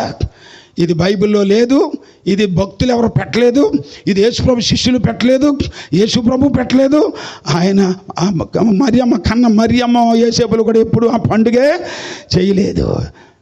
ఎక్కడైనా చేసినట్టుండే ఒక్క వాక్యం చూపించమన్నాడు ఏ పాస్టర్ అయినా సరే, బైబిల్లో ఎక్కడైనా సరే. మళ్ళీ నక్షత్రం ఎప్పుడైనా వచ్చిందా? యేసుప్రభు పుట్టాడనే నక్షత్రం మళ్ళీ ఇంకోసారి ఎప్పుడైనా ఆకాశంలో కనిపించిందో ఎవరికైనా? లేదు. మన గుడ్డి నక్షత్రాలే కనపడుతున్నాయి ఏటేట. గుడి మీదకి, ఆ ఇంటి మీదకి, ఈదులోనికి, రోడ్ల మీద కట్టేస్తున్నారు ఈ స్టార్లో. ఎందుకు? వెనకాల బారులు ఎట్టుకోవటాక తప్ప ఎందుకు పనికిరావయ్యి? యేసుప్రభుని చూపించవయ్యి. ఈ స్టార్లన్నీ వ్యాపారస్తులకు పనిచేస్తున్నాయి. ఏమంతేనా? ఆ చెట్టు అంతా వ్యాపారస్తులకు పనిచేస్తున్నాయి. వాళ్ళకి వ్యాపారం బాగా జరుగుతుంది, పాస్టర్లకి డబ్బులు బాగా వస్తున్నాయి. అందుకే దీన్ని మానలేకపోతున్నారు. చూసారా, బైబిల్లో లేనిది చేస్తే అది శాపగ్రస్తులు అయిపోతాం. అందుకే 40 సంవత్సరాల నుంచి దేవుడిని చెప్పిన తర్వాత ఎప్పుడు దానికి జోలికి వెళ్ళలేదు. చూసారా, అది తప్పనే ఖండిస్తాం. బైబిల్ వాక్యానికి మనం చోటు ఇవ్వాలి. దేవుడి స్తోత్రం చెప్దాం. హల్లెలూయా. మన వాక్యాన్ని నమ్మాలి, బైబిల్లో ఉన్నదాన్ని మనం అనుసరించాలి. పరలోకి వెళ్ళే దారి కోసమే ఇంత ప్రయాసపడి రాత్రి అయినా ఎండైనా లేకపోతే మంచి అయినా ఎందుకు ఇంత ప్రయాసపడుతున్నాం? ఆ దేవుడి దగ్గరికి వెళ్ళాలి, మోక్షం వెళ్ళాలి. ఇది పాపలోకం, ఇది మారిపోయే లోకం, చెడిపోయే లోకం. చూసారా, మార్గాలు చెడగొట్టుకునే లోకం. ఇది ఏది కూడా నికరం కాదు. అన్నీ మారిపోతాయి. ప్రభుత్వాల నికరం కాదు, మనుషుల నికరం కాదు, బంధుప్రీతి నికరం కాదు, కులాల నికరం కాదు, మతాల నికరం కాదు, సంఘ కట్టుబాట్ల నికరం కాదు. యేసే వాక్యమే నికరం. దేవుడి స్తోత్రం కలుగాక. ఆయన మారని వాడు, ఆయన మార్పు లేని వాడు. ఆయన నీతో ఉంటాడు, అమెరికాలో ఉంటాడు, ఇక్కడ ఉంటాడు, ఎక్కడైనా ఉంటాడు. మారని దేవుడు. దేవుడి స్తోత్రం చెబుతాం. హల్లెలూయా. ఈ రాత్రి నీ హృదయంలోకి ఆయన రావాలని ఆయన నువ్వు అంగీకరించగలిగితే, యేసయ్యా నువ్వే తండ్రివా, నువ్వే యెహోవా దేవుడివా, అయితే యెహోవా అంటే ఇశ్రాయేలు దేవుడు అనుకుంటున్నావయ్యా, యేసు అంటే అన్యుల దేవుడు మా దేవుడు అనుకున్నాం, క్రైస్తవుల దేవుడు అనుకున్నాం. కాదు, యూదులకు దేవుడు యూదులకు మాత్రమే దేవుడా, అన్యజనులకు దేవుడు కాడా? అవును, యూదులకు అన్యులకు ఒక్కడే దేవుడు. రోమపత్రం మీరు చదువుకోండి ఇంటికి వెళ్ళి 3:29. కనుక దేవుడు ఒక్కడే, యూదులకైనా ఆయనే, అన్యులకైనా ఆయనే. చూసారా? కనుక ఒకే ఒక్క దేవుడు, అందరికీ దేవుడు. నా దేవుడు నమ్ముకొని చెప్పం, నీ దేవుడు నమ్ముకో. దేవుడి స్తోత్రం, హల్లెలూయా. ఇంతకీ మన దేశంలో మొట్టమొదటి క్రైస్తవులు ఎవరు? ఇది మాలమాదిగోళ్ళ కింద తీసేస్తున్నారు. అందరం నమ్ముకోకూడదని అందరూ నమ్మేస్తున్నారేమని భయం వేసి. చూసారా? ఆ పూజలు పునస్కారాలన్నీ చేయరని, ఇంకా ఆ గుళ్ళకి తీర్థాలకి వెళ్ళరని, కొండలకి వెళ్ళకుండా ఉంటారని, అందుకనే ఇది నమ్మకుండా, యేసు ప్రభుని నమ్మకుండా ఉంటారని ఏం చేస్తున్నారు తెలుసా? ఇది అమెరికా మతం, ఇది మాలమాదిగల మతం, ఇది తక్కువ జాతోళ్ళ మతం, ఇలా పెట్టారు. అసలు ఆ పెట్టిన వాళ్ళకి బుద్ధి ఉన్న వాళ్ళైతే చరిత్ర ఒకసారి చదువుకుంటే అసలు మన భారతదేశంలో మొట్టమొదటి క్రైస్తవులు ఎవరు? బ్రాహ్మణుడు. వాళ్ళని నమ్ముకున్న తర్వాతే మనం నమ్ముకున్నాం. వీళ్ళేమో మనకు బడి ఎడుతున్నారు, మన దేవుడు అంటున్నారు. మన దేవుడు కాదు, వాళ్ళ దేవుడే మనం నమ్ముకున్నాం. మన దేవుడు వాళ్ళు వదిలేసుకుంటే మనం పట్టుకున్నాం. దేవుడి స్తోత్రం చెబుతాం, హల్లెలూయా. వాళ్ళు చారబెట్టుకున్నారు, మనం పట్టుకున్నాం ఆయన్ని. అందుకే మన దేవుడు ఆయనకి బలంగా సాక్ష్యం చెప్పగలుగుతున్నాం. ఇప్పుడు మన నుండి మరలా వాళ్ళు నమ్ముకుంటున్నారు. అన్ని దేశాలు, అన్ని కులాలు, అన్ని ప్రజలు కూడా యేసు దగ్గరికి రాగలుగుతున్నారు. కారణం ఏంటి? యేసే చెప్పడు సర్వాధికారి అయిన దేవుడు. ఆయన తప్ప మరొక దేవుడు లేడు. ఆయన మరలా రెండోసారి రాబోతున్నాడు. వెళ్ళినోడు ఆయనే చెప్పడు, వచ్చేవాడు ఆయన. ఇంకో దేవుడు లేడు సుమా. వెళ్ళినోడు ఒకడు, వచ్చేవాడు ఒకడు లేడు. వెళ్ళినోడే వస్తాడు, వచ్చినోడే వెళ్ళిపోయాడు. కాబట్టి ఆ దేవుడే ప్రభు అయిన యేసుక్రీస్తు. ఆయన పేరు యేసుక్రీస్తు. ఆ యేసుక్రీస్తు అనే పేరుతో నేను ప్రార్థన చేయి. యేసు ప్రభువా, నేను పాపి, నేను ఒప్పుకో. యేసు ప్రభుని తండ్రి అనొద్దని చెప్పి కొంతమంది పాస్టర్లు ఉన్నారు. ఆ యూట్యూబ్లో కూడా తెగ వాగుతున్నారు. ఎందుకు మాట్లాడుతున్నా అర్థం కాదు. వీళ్ళు వాక్యం ఒకటే పట్టుకుంటున్నారు, ఆ తర్వాత వాక్యం చూడట్లేదు. అసలు యేసు ఎవరో తెలియని వాళ్ళు అందరూ దారి తప్పిస్తున్నారు. అర్థం చేసుకోండి, సత్యాన్ని తెలుసుకోండి. యేసుక్రీస్తు ఎవరై ఉన్నాడు? సర్వాధికారి అయిన దేవుడై ఉండి ఆయన నిరంతరము స్తోత్రాడు. నిరంతర స్తోత్రుడు ఎవరో? యెహోవా. ఇప్పుడు ఇంతగా యెహోవా ఎవరో? యేసుక్రీస్తే అని ఇంత తేటగా రుజువు చేసింది. దేవుడి స్తోత్రం కలుగా. హల్లెలూయా, హల్లెలూయా. అందుకని ఆయనే ఈయనే ఆయన ఒకడు, ఈయనొకడు అనే మాట తీసేసింది. అది తప్పు బోధ. అది వాక్యంలో ఒకే ఒక్క దేవుడు, పైవాడే కిందకు వచ్చాడు. ఇది కాదన్న వాళ్ళు ఎవరైనా సరే చాలా దేవుని వాక్యం రుజువుపరుస్తుంది. ఈ వాక్యానుసారంగా మన జీవితాలు దిద్దుకుందాం. ఎవరు ఎలాంటో కొన్ని పరిస్థితుల్లో ఉన్నా నీవు జీవితాన్ని కట్టుకుంటే మంచిది. నీవు నరకానికి పోకుండా, నాశనానికి పోకుండా, ఇదిగో నిన్ను తప్పించడానికి, రక్షించడానికి వచ్చిన దేవుడు యేసుక్రీస్తు. అందుకే మొదటివాడు కడపటివాడు నేనే, మృతుడినైతిని అన్నాడు. మృతుడైంది ఎవరు? మొదటోడా రెండోవాడా? మొదటోడే. రెండోవాళ్ళు లేడు కదా, ఉన్నవాడు అక్కడే. ఆ ఒక్కడే రెండోవాళ్ళు వచ్చి భూమి మీద బలైపోయాడు. ఇంకా ఒక్క మాట మీరు చదివండి, ప్రార్థన చేసుకుందాం. ఆ వాక్యం హెబ్రీ పత్రిక 9:16. హెబ్రీ పత్రిక 9:16. ఈ వాక్యం చదువుకుని ప్రార్థన చేసుకుందాం.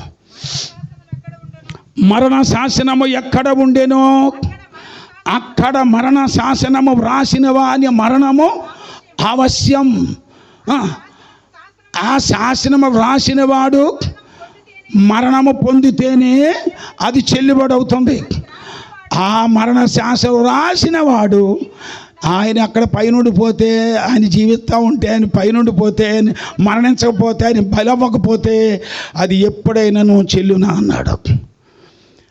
దేవుడు బలవ్వాలని ఎంత క్లియర్గా ఉందో చూసారా? మరణ శాసనం రాసింది ఎవరు? యెహోవా. ఇదిగో ఈ పండు తినే దినమున నిశ్చయముగా నీవు చచ్చెదవు అని శాసనం రాయించింది దేవుడు. ఆ యెహోవా దేవుడే ఏమవ్వాలని ఉంది ఇక్కడ? ఆయనే వచ్చి మరణం అవ్వాలని ఉంది. అందుకని వచ్చినోడు ఆయనే. యేసుగా వచ్చాడు, కుమారుడిగా వచ్చాడు, మానవుడిగా వచ్చాడు, చనిపోటాకు వచ్చాడు, శిలువ మరణము పొందునంతగా తన్ను తాను తగ్గించుకున్నాడు. అందుకే ఆ ఫిలిప్పీ పత్రికలో అంటాడు 2వ అధ్యాయంలో, చదవకలేదు ఏమంటాడు తెలుసా? ఇదిగో ఆయన శిలువ మరణం పొందినందు చేత పరలోకమందున్న వారిలో కానీ, భూమి మీద ఉన్న వారిలో కానీ, భూమి క్రింద ఉన్న వారిలో కానీ ప్రతి వాని మోకాలు యేసు నామమున వంగవలెను. దేవుని స్తోత్రం చెబుతాం, హల్లెలూయా. ప్రతి వాని మోకాలు యేసు యేసునామాన్ని వంగాలి. వారి పాస్టర్లైనా, బిషప్పులైనా, రెవరెండ్లైనా, వారి పెద్దలైనా, చిన్నలైనా, గొప్పవారైనా, ధనికులైనా, దరిద్రులైనా ఏం చేయాలి? ప్రతి వారి మోకాలు ఏమవ్వాలి? యేసునామాన్ని వంగాలి. ఎక్కడెక్కడ? పరలోకమందు ఉన్నవారుగా. పరలోకంలో ఉన్నవాళ్ళు ఎవరు? దేవదూతలు. చెప్పండి, పరలోకంలో ఉన్నవాళ్ళు ఎవరు? దేవదూతలు. దేవుడితో ఉండే దేవదూతలే. తండ్రి, కుమార, పరిశుద్ధాత్మలే ముగ్గురు అక్కడ పైన ఎవరు లేరు. సింహాసనం ఒకటే ఉంది పైన, దాని మీద కూర్చొని అక్కడే ఉన్నాడు. ఆ చుట్టూ ఎవరున్నారు? దేవదూతలు, పరిశుద్ధ దూతలు సమూహం అంతా సభ ఉంది అక్కడ ఏమో మనము దిగిపోయి భాష మార్చేద్దాం. ఎదిగో మన పోలిక చొప్పున నరులను చేద్దాం. ఇదంతా మన అంటే ఎవరి గురించి అన్నాడు? దేవదూతలు ఉన్నారు ఆయన దగ్గర. తండ్రి, కుమార, పరిశుద్ధ ముగ్గురు అని చెప్పుకుంటారు. మన అంటే ముగ్గురు కాదు, మన అంటే ఒకటి కంటే ఎక్కువ మంది. వాళ్ళే దేవదూతలు ఉన్నారు దేవుడితో. ఆ సభలో దేవుడు మాట్లాడాడు. మన పోలికను చెప్పొచ్చు. దేవుడి పోలిక అంటే అది మహిమ. దేవుడి పోలిక ఆత్మ పోలిక. దేవుడి స్వరూపం అంటే మహిమ స్వరూపం. ఆ రూపాలు దేవుడు మనకిచ్చి ఇచ్చింది? అది మట్టిని చేసి అప్పుడు ఆయన ఊదాడు, అప్పుడు దేవుడి రూపం వచ్చింది. దేవుడి రూపం అంటే ఏంటి? మట్టి రూపం దేవుడిది కాదు, తయారు చేసింది అది మట్టినిచ్చి. కానీ దేవుడి రూపం ఏదంటే మహిమ స్వరూపం. అది ఆయన మహిమ, ఆయన వెలుగు. రెండవది పోలిక, ఆత్మ. అది దేవుడు మనలో పెట్టాడు. నరుని ఆత్మ దేవుడు పెట్టిన దీపం కనుక మనలో ఉన్నది దేవుడి స్వరూపం. అందుకే జంతువులను ప్రేమించట్లేదు. అందుకే లోకంలో ఏ పక్షిని ఈ లోకంలో సృష్టిలో దేన్ని ప్రేమించలేదు, దేని కొరకు ప్రాణం పెట్టలేదు. మానవులైన మన కొరకు, ఆయన పోలికలో, ఆయన స్వరూపమందు పుట్టిన మన కొరకు ఆయన ప్రాణం పెట్టడానికి భూమి మీదకి మనలాగే వచ్చాడు. నరుడుగా వచ్చాడు, మన పోలికలో పుట్టాడు. చూసారా? మన పోలికేది? మన పోలిక మట్టి పోలిక. దేవుడి పోలికేది? ఆత్మ పోలిక. అందరు చేతులెత్తి స్తోత్రం చెప్దాం. దేవుడి పోలిక మనకిచ్చాడు. చెప్పండి, మనం చెడిపోతే, మానవులు చెడిపోతే మన పోలిక ఆయన తీసుకున్నాడు, ఆయన ధరించాడు మానవ రూపంగా వచ్చి. అందుకని ఆ దేవుడు ప్రభు అయిన యేసుక్రీస్తే. ఆ యేసుక్రీస్తుని అంగీకరించి పరలోకమందు దేవదూతలు కూడా యేసునామాన్ని వంగుతున్నాయి, గడగడ వణుకుతున్నాయి.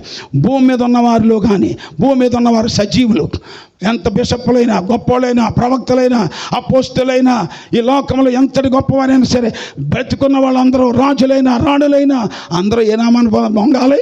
ప్రతి వాని మోకాలు యేసునామమున వంగాలి. ప్రధానమంత్రులైన అంతే, ముఖ్యమంత్రులైన అంతే. చూసారా? అందరూ కూడా ప్రతి వాని మోకాలు ఖచ్చితంగా యేసునామానే వంగి తీరేలాగా చేస్తాడు. వంగెంతాడు ఆయన, వంగేలాగా చేసుకోబోతున్నాడు ఆయన. ఆయన అందరి కొరకు వచ్చిన దేవుడు ఆయన, అందరి దేవుడు ఆయనే. నా దేవుడు వేరే ఉన్నాడని చెప్తే ఊరుకోడు ఆయన, నా మత వేరే ఉందంటే ఊరుకోడు ఆయన. అర్థమైందా? ఎత్తడి తలుపులు పగలగొడతాడు, ఇనప గడియలు విరగొడతాడు. దేవుడి స్తోత్రం కలుగాక. నువ్వేమనుకున్నా సరే వాటన్నిటిని పటాపంచులు చేసి నేనే నీ దేవుడనని ఆయన నీ దగ్గరకు రాబోతున్నాడు. తలుపులు వేసుకున్నా సరే నీ లోనికి వస్తాడు. దేవుడి స్తోత్రం, హల్లెలూయా. నీ హృదయాన్ని దేవుడికి అర్పించగలిగితే ఆయన ఎప్పుడు వదిలిపెట్టడు. పరలోకంలో ఉన్న దేవదూతలైనా, భూమి మీద ఉన్న బతికున్న వాళ్ళైనా, భూమి కింద ఉన్న ప్రేతలు అనగా చనిపోయిన వాళ్ళందరూ కూడా ఎవరి నామాన్ని వంగాలి? పరలోకమందు ఉన్న వారిలో కానీ, భూమి మీద ఉన్న వారిలో కానీ, భూమి కింద ఉన్న వారిలో కానీ ప్రతి వారి మోకాలు యేసునామాన్ని ఖచ్చితంగా వంగి తీరాలి. ఆ యేసునామాన్ని బాప్తిసం పొందాలి, ఆ యేసునామాన్ని ప్రార్థన చేయాలి, ఆ యేసునామాన్ని కానుకలు సమర్పించుకోవాలి, ఆ యేసునామాన్ని కూడుకోవాలి, ఆ యేసునామాన్ని మనము బాప్తిసం, ఆ యేసునామాన్ని స్వస్థత. కానీ పాస్టర్లు ఎలా మారిపోయారు తెలుసా? స్వస్థతలు మాత్రం యేసునామాన్ని తెగదంచేస్తారు, దెయ్యాలు ఎలగొడుతున్నారు, యేసునామాన్ని తెగబాడేసుకుంటారు. కానీ బాప్తిసం పొందేటాడు మాత్రం యేసునామం అక్కలేదు వీళ్ళకి. పాప దెయ్యం ఎగిరిపోతుందండి యేసునామంటేనే, రోగాలు పోతున్నాయి యేసునామంటే. మరి పాపాన్ని పోగొట్టుకోవడానికి యేసునామాన్ని ఎందుకో వాడట్లేదు? దెయ్యం వీళ్ళని ఆకర్షించుకుంది. దేవుడి స్తోత్రం, హల్లెలూయా. ఆ పేరు వాడినేమో వాళ్ళకి. బాప్తిసం దిగేటప్పుడు రోగం వచ్చేస్తుంది. బాప్తిసం పొందేటప్పుడు యేసునామాన్ని వాడచ్చు కదా. యేసునామం నీకు బాప్తిసం ఇస్తానంటే అది రక్షణ బాప్తిసం. అది నిజంగా రక్షించి నీ పాప క్షమాపణ జరుగుతుంది. యేసుక్రీస్తు నామం అనకుండగా నీకు క్షమాపణ రాదు. కనుక జాగ్రత్తగా గుర్తించుకోండి. బైబిల్లో ఏమని వ్రాయబడిందో ఖచ్చితంగా దాన్ని నెరవేర్తేనే మేలు పొందుతాం. ప్రతి వాని మోకాలు వంగ తీరాలి. నేను వంగను, నా మతం వేరు, నా సంఘం వేరు, నా పద్ధతులు వేరు అని ఇలాంటివన్నీ పెట్టుకుంటే నువ్వు పరలోకం చేరలేవు, ఇక్కడే ఆగిపోతావు. ఇక్కడ ఉండాలని దేవుడు కోరుకోవట్లేదు. యేసునామాను వంగు, పరలోకం చేరు. యేసునామాని దేవదూతలు వంగుతున్నారు, యేసునామాని దయ్యాలు వణుకుతున్నాయి, యేసునామాని అధికారులు వంగుతున్నారు, యేసునామాని చనిపోయిన వాళ్ళు లేచిపోతున్నారు. అందరి చేతిలో తీసి స్తోత్రం చెప్తాం. లాజరు అంటే లేచాడా లేదా? యేసు పిలిస్తేనే లేచాడు, ఇంకెవడెళ్ళి పిలిచినా లేవడం. రేపు చచ్చిపోయిన వాళ్ళు అందరూ యేసు ప్రభు పిలిస్తేనే వస్తారు. ఆయన శబ్దము విని చనిపోయిన సమాధుల్లో ఉన్నవారు అందరూ ఏమవుతారు? తిరిగి లేస్తారు, లేచి వచ్చేస్తారు. నువ్వు ఈస్టర్ పండుగ నువ్వు సమాధికి వెళ్ళేవు, అయ్యి పెట్టొచ్చినా రాపోయినా, దీపాలు వెలిగించకపోయినా, యేసు ప్రభు వచ్చినప్పుడు మాత్రం ఏమంటే మంచోళ్ళైనా చెడ్డోళ్ళైనా ఖచ్చితంగా సమాధిలో అందరూ ఆయన వచ్చినప్పుడే లేస్తారు. ఇప్పుడంతా కూడా మార్గం అంతా చెడగొట్టేసుకున్నారు. వద్దు, పండుగలు దూరం చేసుకోండి. ఏ పండుగ క్రైస్తవులకు లేదు. దేవుడు ఏ పండుగ క్రైస్తవులకు ఇవ్వలేదు. అన్యులకు ఉన్నాయి, యూదులకు ఉన్నాయి, క్రైస్తవులకి యేసు ప్రభువుని మనం లోపల చేర్చుకున్న రక్షణ పొందితేనే పండుగ మనకి. అది ఎల్లప్పుడూ ఎవడైనా క్రీస్తునందున్న ఎడల వాడు నూతన సృష్టి, పాతవి గతించనివిగో సమస్తం కొత్త అయిపోయినాయి. ఇక నువ్వు పాతోడు కాదు, నువ్వు పాపివి కాదు. దేవుడి దగ్గరికి వెళ్తాక యోగ్యుడవు, నీతిమంతుడవు, పరిశుద్ధుడవు. ప్రార్థించు. పరిశుద్ధుడు ఇంకా పరిశుద్ధులుగా ఉండండి. అపవిత్రుడుగా ఇంకా అపవిత్రుడైన వాడు ఇంకాను అపవిత్రుడు ఉండాలి. ఇదిగో నేను త్వరగా వస్తున్నాను. అన్యాయం చేసేవాడు ఇంకా అన్యాయమే చేయనివాడు ఇంకా అలాగే ఉంటాడు. నేను నీతిగా ఉంటాను అనుకున్నాడు ఉండను, రమ్మనండి రక్షించబడనివ్వండి. ఇదిగో నేను త్వరగా వస్తున్నాను, ఎవడికి వచ్చే జీతం నేను పట్టుకొస్తున్నాను, త్వరగా సిద్ధపడమని దేవుడు సెలవిస్తున్నాడు. ఈ రాత్రి సమయంలో మారని దేవుడు యేసు ప్రభు మన మధ్యలో ఈ సత్యాన్ని తెలియజేశాడు. కనుక యేసు ప్రభు నీవు నాలోకి రా, నా హృదయంలో ప్రవేశించు, నా పాపం కడిగేయి, నా బ్రతుకును మార్చేయి, నీకు దగ్గరగా చేర్చుకో, నీకు ఇష్టంగా మార్చుకో. నేను మారే మనిషిని, నువ్వు మారనోడు. దేవుడి స్తోత్రం చెబుదాం. హల్లెలూయా. నువ్వు నిన్న నేడు ఒకే రీతిగా ఉన్నావు, నువ్వు తరాల్లో కూడా ఒకేలాగా ఉన్నావు, యుగాల నుంచి ఒకేలాగా ఉన్నావు, వర్తమాన భూత భవిష్యత్ కాలాలలో ఒకే రీతిగా ఉన్నావు. దేవుడి స్తోత్రం. హల్లెలూయా. ఆ ఒకే మారని దేవుడు నీవు నాకు కావాలి, నాలోకి రావాలి. ఈ రాత్రి నేను కోరుకుంటున్నాను ప్రభువా, ఈ సత్యాన్ని నేను విన్నాను, నీ వాక్యానుసారంగా బతుకుతానని ఈ రాత్రి నీ హృదయంలో ఒక్క మాట నీవు పలుకున్నట్లయితే ప్రభు నీ హృదయాన్ని దర్శిస్తాడు, నీ కుటుంబాన్ని రక్షిస్తాడు, మీ జీవితాన్ని కరుణిస్తాడు. మీ సంఘములైనా సరే వాక్యానుసారంగా మీ సంఘాలను నడుపుకోండి. వాక్యానుసారంగా నడిపించుకుంటే అది దేవుడు దీవిస్తాడు. అంతేగాని వాక్యానికి వ్యతిరేకమైన పద్ధతులు, మనుషులు కల్పించిన పద్ధతులను, దైవోపదేశాలను బోధించుకుంటూ వ్యర్థమైన ఆరాధన చేయకూడదు. క్రిస్మస్ వ్యర్థమైన ఆరాధన, అది బైబిల్ ఆరాధన కాదు. ప్రతి ఆదివారం చేసేది క్రీస్తు ఆరాధన, అది దేవుడు కోరుకునేది. ఆత్మతో సత్యముతో చేసేదే దేవుడు ఆరాధన. దానికి అందరూ రారు. క్రిస్మస్కి వచ్చిన జనం మాత్రం ఆదివారం రారసమా చూసుకోండి. కావాలితే క్రిస్మస్కి వచ్చిన జనం అంతా మళ్ళీ ఆదివారం వస్తారేమో చూడండి. జనవరి పండుగ వచ్చిన జనమంతా ఎక్కడైనా మళ్ళీ ఆదివారం గుళ్ళో కనపడతారేమో చూడండి. అర్థమైందా? పండుగకి అన్నీ ఉంటాయి. అర్థమైందా? పెగ్గలు, డొక్కులు అన్ని రకాలవి ఉంటాయి, అందులో కేకులు ఉంటాయి. ఆదివారం ఆరాధన ఆత్మతో సత్యముతో ఆరాధించాలి. ఆ టైంలో అందరూ రావటానికి ఇష్టపడరు. మాకు పని ఉందండి వెళ్ళిపోతారు. ముఖ్యమంత్రి గారు ఆదివారం వచ్చి కూర్చోమనండి, రాడు. క్రిస్మస్ వచ్చింది రండి అంటే వచ్చి కేక్ కోసేస్తాడు, అందరికీ తినిపించేస్తాడు. అది దేవుడు ఆరాధన కాదు, అది వ్యర్థమైన ఆరాధన. చూసారండి? ఆచార పండుగలు, పండుగ వచ్చిందంటే పండుగ అందరూ వస్తారు, నీ ఇంటి పక్క వాళ్ళు ముందు అందరూ వచ్చేస్తారు. అర్థమైందా? కానీ అదే ఆదివారం ఆత్మతో సత్యముతో కూడా ఆరాధన జరిగిస్తుంటే రెండయ్యా అంటే మాకు ఖాళీ లేదండి, ఉండదు ఖాళీ, రారు. అందుకే పండగ దేవుడికి సంబంధించింది కాదు, అది అన్యుల పండగలయ్యి, అది దేవుడికి వ్యతిరేకమైన ఆరాధనలు అయ్యి. నిజమైన ఆరాధన ఆత్మతో సత్యముతో ఆరాధించేది అది ఆదివారం. ప్రతి దినము కూడా, ప్రతి ఆరాధన కూడా దేవుడిని ఆరాధిస్తారు. అది క్రీస్తు ఆరాధన. క్రిస్మస్ ఆరాధన అది వ్యర్థమైన ఆరాధన. గుర్తుపెట్టుకోండి. దేవుడిని ఆరాధించి ఆత్మతో నడుచుకుని దేవుని వాక్యానుసారంగా ప్రభుని అక్కడికి సిద్ధపడదాం. కల్పించే బోధలొద్దు, కల్పించే బాప్తిసాలొద్దు, కల్పించిన పండగలొద్దు, కల్పించినటువంటి సిద్ధాంతాలొద్దు. బైబిల్లో ఉన్న వాక్యమే మనకి సిద్ధాంతం. అందరూ దేవుని స్తోత్రం చెప్తాం. హల్లెలూయా. బైబిల్ అన్న వాక్యమే మనకు సత్యమైన బోధ. ఈ బోధ తప్ప వేరొక బోధ బైబిల్లో లేదు. దాన్నే అపోస్తలుల బోధ అన్నాడు. ఏ బోధ ఇచ్చాడు సంఘానికి? అపోస్తలుల బోధ. ఒప్పుకుంటున్నారు అంతే. నేను అపోస్తలుల ప్రమాణాన్ని ఒప్పుకుంటున్నాను. ఒప్పుకోవటం కాదు, దాని ప్రకారంగా నడుచుకోమన్నాడు దేవుడు. బోధ ప్రకారంగా జీవిద్దాం, ప్రభు అక్కడికి కనిపెట్టుకుందాం. దేవుడు రాత్రి విన్న వాక్యమంతా మీ హృదయాలలో ఫలింపచేసి ఆ గొప్ప రక్షణ, మారని దేవుడు యేసుక్రీస్తు, ఆది నుంచి ఉండి మొదటి నుండి ముందు నుండి ఉన్న దేవుడు, మానవులను మన కొరకు రక్షించడానికి వచ్చినటువంటి యేసే సర్వాధికారి దేవుడిని నమ్మి ఆ గొప్ప రక్షణ యేసుక్రీస్తు నామములో పొంది ప్రభు అక్కడికి సిద్ధపడండి. దేవుడు మీ ఆత్మలన్నిటినీ రక్షించి దేవుడికి ఇష్టమైనటువంటి సంఘముగా, ఇష్టమైన విశ్వాసులుగా, ఇష్టమైన కుటుంబములుగా మిమ్మల్ని అందరినీ తీర్చి నడిపించి మంచి యవన బిడ్డలుగా, ఆత్మీయ భక్తులుగా మిమ్మల్ని అందరినీ నడిపించి కాపాడునుగాక. ప్రార్థన చేసుకుందాం. అందరూ దయచేసి స్థలాలు ఉంచండి.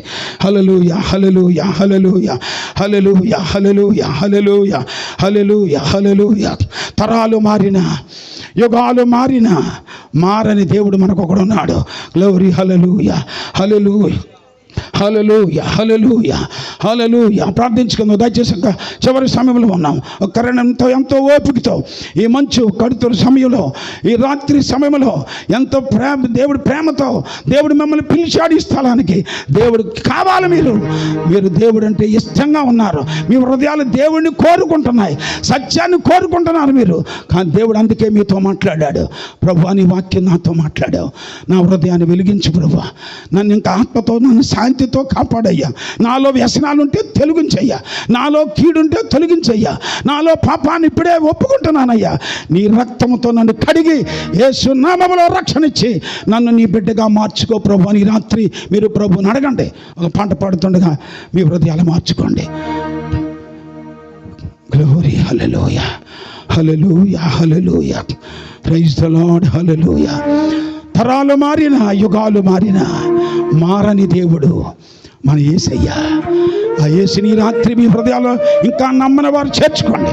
నామకార్థంగా బతకొద్దు, సత్యమైన భక్తులుగా మారండి. దేవునికి దగ్గర అవ్వండి. మనందరి కొరకు వచ్చాడు ఆయన.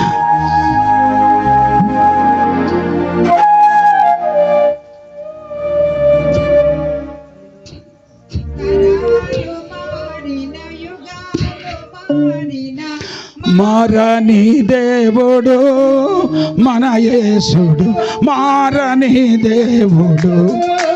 యుగాలు మారి, యుగాలు మారి, మారని దేవుడు మన యేసుడు, మారని దేవుడు. మన యేసుడు మారని దేవుడు.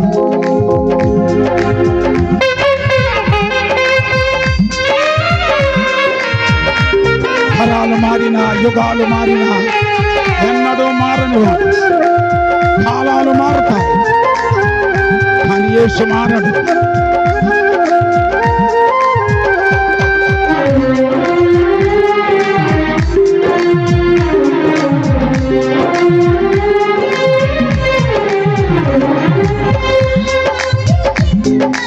లోకములో తెలియని, ఆమేన్, మారిపోతున్న లోకములో, దారి తెలియనటువంటి లోకములో, మారుచున్న లోకములో, దారి తెలియని లోకములో, మారని దేవుడు మన యేసుడు, మారని దేవుడు, మారని దేవుడు మన యేసుడు, మారని దేవుడు. గ్లోరీ. తరాలు మారిన, యుగాలు, అందరూ పాడండి. మారని దేవుడు మన యేసుడు, మారని దేవుడు, మన యేసుడు, మారని దేవుడు. మారుతున్న లోకములో, దారి కనబడేటువంటి లోకములో, మోక్షానికి దారి, మేలైన దారి, జీవపు దారి, సత్యమైన దారి కనబడినటువంటి లోకములో యేసే మారని దేవుడు నీకు దొరికాడు. ఈ రాత్రాన్ని గుండెల్లో చేర్చుకో సోదరి సోదరుడా. మారని దేవుడు నీకు కావాలి. ఆయనే యేసయ్య. ఆమేన్.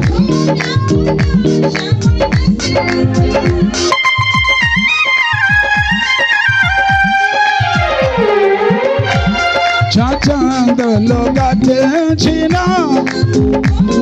ఆకాశం నశించిన మారని దేవుడు మన యేసుడు. మారని దేవుడు, మారని దేవుడు మన యేసుడు. మారని దేవుడు. గ్లోరీ. యుగాలు మారిన మారని దేవుడు మన యేసుడు. మారని దేవుడు.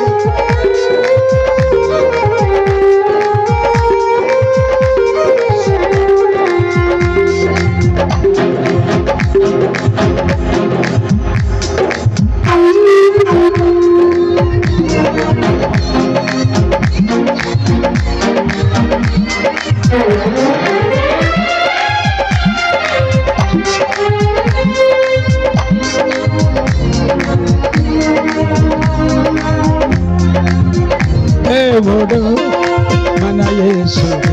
మారని దేవుడు, మారని దేవుడు మన యేసుడు. మారని దేవుడు. గ్లోరీ. ఆమేన్.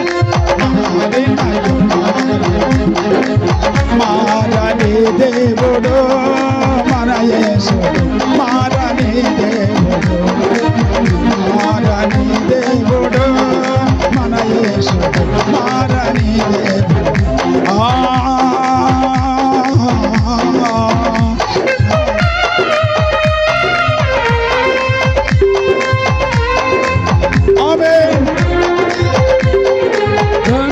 ధరం ఒక్కటైయున్న రూపము మారని దేవుడు మన యేసుడు. మారని దేవుడు, మారని దేవుడు మన యేసుడు. మారని దేవుడు. గ్లోరీ. ఆమేన్. దేవుడు. అందరూ పలకండి, మారని దేవుడు యేసయ్య అని. మారని దేవుడు మన యేసుడు. మారని దేవుడు, మారని దేవుడు మన యేసుడు. మారని దేవుడు, మారని దేవుడు మన.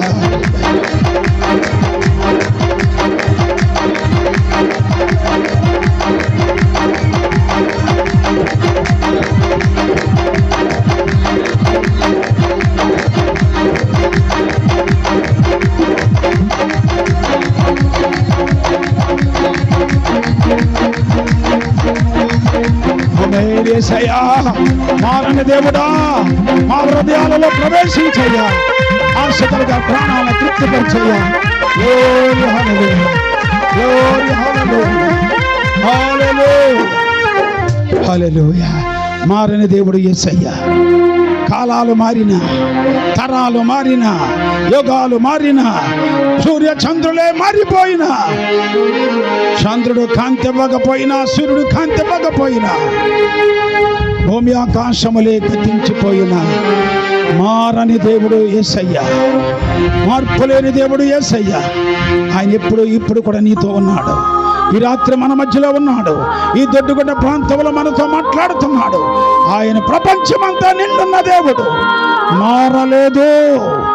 మనుషులు మారుతున్నారు, ప్రభుత్వాలు మారుతున్నాయి, కాలాలు మారుతున్నాయి, దేశాలు మారుతున్నాయి. కానీ యేసు మారడు. యేసు మారడు. మారని యేసయ్యను ఈ రాత్రి మీ హృదయాల్లో చేర్చుకుంటారా? యేసయ్యా నాలోకి రా ప్రభువా. ఇప్పుడు నువ్వు నాలోనే నివాసం చేయాలని కోరుకుంటున్నాను. యేసయ్యా నీవే నిత్యుడగు తండ్రివని, నీవే బలవంతుడైన దేవుడివని, నీవే యెహోవా దేవుడిగా వచ్చి ఉన్నవాడు అని, ఉన్నవాడను అడుగువాడు అని చెప్పిన వాడవు. అబ్రాము కంటే అబ్రాము పుట్టకమునిపై ఉన్నానన్నవాడవు నీవే కదయ్యా. నాలోకి రా. ఈ రాత్రి ఎవరైతే మీ హృదయాలు యేసుకు అర్పించాలని ఇష్టపడుతున్నారో, యేసయ్యా నా చేయి పట్టుకో, నా హృదయంలోకి రా అయ్యా, నా బ్రతుకు మార్చు, నీకు దగ్గరగా చేర్చుకో. ఎన్నోసార్లు మారాలనుకున్నాను, మారలేకపోయాను. ఎన్నోసార్లు నీకు సత్యాన్ని తెలుసుకోవాలనుకున్నాను, నాకు దొరకలేదు. ఈ రాత్రి అనుకోకుండా నీ వాక్యం నాకు వినిపించావు, నీ సత్యాన్ని మాకు తెలియజేశావు. దేవాను మారని దేవుడుగా ఉన్నావని, మారుతున్న సమాజంలో, మారుతున్న లోకములో, మారుతున్న ఈ ప్రభుత్వాలలో, మారుతున్న ఈ లోకములో మారని దేవుడు నువ్వు ఒక్కడ ఉన్నావని, నా కొరకే దిగి వచ్చిన దేవుడు అని, నా కొరకు ప్రాణం పెట్టావని, నా కొరకు బలయ్యావని, నా పాపమంతా కడిగేయడానికి సిలువలో రక్తాన్ని ధారపోసావని, నాకున్న నా మీద ప్రభుత్వం చేస్తున్న మరణాన్ని నువ్వు మింగేసి నాకు జీవాన్ని తెచ్చావని ఈ రాత్రి నమ్ముతున్నాను. నాలోకి రా ప్రభు అని. ఎంతమంది రాత్రి మీ హృదయాలు యేసుకు అర్పించగలరు? ప్రభువా, నా హృదయం నీకు అర్పిస్తున్నాను. నీ సత్యమైన వాక్యము నాలో ఉంచి నన్ను నీ బిడ్డగా మార్చుకోమని అడగండి. ప్రార్థన చేసుకుందాం. ఎవరైనటువంటి వారు ఉంటే యేసు వైపు మీ హృదయాలు చాపి, మీ చేతులు చాపి, ప్రభువా నాలోకి రా అయ్యా, నీకు భేదమేమీ లేదు, నీకు పక్షపాతం లేదు, నీకు అందరూ సమానమయ్యా, నువ్వందరికీ దేవుడు అయ్యా, ఎవరు నమ్మితే వారికి రక్షకుడు అయ్యా, నమ్మిన వాళ్ళందరికీ దారి చూపేవాడు అయ్యా. ఈ రాత్రి ఎంతో ఆశతో యవన బిడ్డలు, అయినా పురుషులు, స్త్రీలు ఆయా ప్రాంతాల నుంచి వచ్చి నీ మాటలు విన్న బిడ్డలతో మాట్లాడుతున్నావు తండ్రి. ప్రార్థన చేసుకుందాం. మీ హృదయాలు ఎత్తి, మీ చేతులు ఎత్తి ప్రభు వైపు ఉంచండి. ప్రభు నా చేయి పట్టుకో. నడవాలనుకున్నాను, నడవలేకపోతున్నాను. మంచిగా బతకాలనుకున్నాను, బతకలేకపోతున్నాను. ఈ లోకము నన్ను బతకనవట్లేదయ్యా. మారిపోతున్న లోకం, ఆయన చెడిపోతున్న లోకం నన్ను మారనివ్వట్లేదు, నన్ను నీ బిడ్డగా ఉండనివ్వట్లేదయ్యా. ఇదిగో ఈ రాత్రి నువ్వు నాతో మాట్లాడావు, నీ వాక్యం నాకు వినిపించావు. నీ వాక్యం ద్వారా నా జీవితాన్ని స్థిరపరచని కోరుకుంటున్నాను అన్నవాళ్ళు మీ చేతులు వేసి వైపు ఎత్తి ప్రార్థించండి. దేవుడు మీ హృదయాలు దర్శిస్తాడు. పరిశుద్ధుడైన తండ్రి, ఈ రాత్రి నువ్వు మాతో మాట్లాడినందుకు స్తోత్రం. వీర్రాజు గారి కుటుంబం ద్వారా నువ్వు ఏర్పాటు చేసిన మంచి కూటాన్ని బట్టి నీకు స్తోత్రం. ఎంతో ప్రేమతో, ఎంతో ఆశతో తండ్రి ఆయా ప్రాంతాల నుంచి నీ బిడ్డలందరూ నీ సన్నిధికి వచ్చారు. చిన్నలు, పెద్దలు, యవనస్తులు, వృద్ధులు, పురుషులు, స్త్రీలు నీ పాద సన్నిధికి వచ్చారు తండ్రి. ఇదిగో ఈ దీనదాసుడైన నన్ను ఎత్తిపెట్టి నీ బిడ్డలకు కావలసిన వాక్యాన్ని నిరూపింపజేశావు. ఎవరికే లోటు ఉందో తీర్చండి, ఎవరికే సమస్య ఉందో తీర్చండి, ఎవరే పరిస్థితులు ఉన్నారో ఎరిగిన దేవుడు, ఆంతర్యాన్ని ఎరిగిన దేవుడు. ప్రతి వారి అక్కర్లను తీర్చి అద్భుతాలు చేసి నీ మహిమతో నింపండి. ప్రతి రోగిని, ప్రతి విధమైనటువంటి అదృష్ట శక్తుల యొక్క ప్రభావాన్ని యేసు నామమున బంధిస్తున్నాను. నీ అద్భుతమైన వెలుగు నీ బిడ్డలందరిలో పంపించి నీ శక్తితో తాకండి. ఎవరైతే చేతులు చాపి నీ వైపు ప్రభువా నాలోకి రమ్మని అడుగుతున్నారో ఈ రాత్రి వారిలో ప్రవేశించయ్యా, వారి హృదయాన్ని కడిగయ్యా, వారి బ్రతుకులు మార్చయ్యా, నీకు ఇష్టంగా నిలబెట్టుకో తండ్రి. యేసయ్యా, అదిగో ప్రభువా ఆ వీర్రాజు గారికి ఇచ్చిన, స్టీఫెన్కి ఇచ్చినటువంటి ఆ గొప్ప రక్షణ ఇంకా ఈ ప్రాంతంలో ఎంతమంది పొందలేదో వారు కూడా పొందడానికి మార్గం చూపించండి. వారి హృదయాలతో మాట్లాడండి, దర్శించండి, బలపరిచి మహిమ పొందమని, విన్న వాక్యం హృదయాల్లో భద్రపరచమని, తిరిగి మరోసారి మేమందరం కలుసుకునే వరకు నీ కాపుదల మాకు అందరికి దయచేయండి. ఈ కూడిక ద్వారా గ్రామస్తులందరికీ మేలు.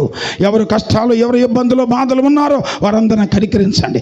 ఆయా సంఘాల్లో నాయన సేవ చేస్తున్న సేవకులందరూ సత్యాన్ని వెంబడించి వాక్యానుసారంగా రక్షణ పొంది అనేక మందికి మార్గం చూపే భక్తులుగా సేవకులందరినీ మార్చయ్యా. నీకు ఇష్టమైన భక్తులుగా నిలబెట్టమని నీ చేతులకు అప్పగిస్తున్నాను. ప్రజలందరినీ కనికరించమని, నీ చిత్తానుసారంగా వాడుకోమని యేసు క్రీస్తు నామమున ప్రార్థించి మనం చేసుకొంచున్నాను. ఆమేన్. మన ప్రభు అయిన యేసుక్రీస్తు కృపా సమాధానం, ఆయన ఆత్మ ఇప్పుడు ఎల్లప్పుడూ ప్రభు వచ్చే పర్యంతం ప్రభు బిడ్డలైన మనందరికీ సదా తోడై ఈ కుటుంబం పెట్టుకుని ఏర్పాటు చేసుకున్న బిడ్డలకును వాక్యమైన ప్రజలందరికీ ఎల్ల కాడము తోడై నడిపించునుగాక. ఆమేన్. Praise the lord. అందరికీ స్తోత్రం, వందనాలు. చాలా ఓపికగా మరింత సమయమైన ఉన్నందుకే మీకు అందరికీ వందనాలు. దేవుడు మిమ్మల్ని అందరినీ ఆశీర్వదించి మరి కుటుంబాన్ని కూడా మరి దేవుడు ఎంతో ప్రయాసతో అన్ని సిద్ధపాటు చేసినందుకే వారికి కూడా హృదయపూర్వక వందనాలు. మరి ఇక్కడ మైక్ సెట్ వారికి చాలా వందనాలు. ఓపికగా మరి ఆర్కెస్ట్రా వారికి మరి హృదయపూర్వక వందనాలు. సేవకులందరినీ దేవుడు దీవించి బలపరిచిన గాక. ఆమేన్.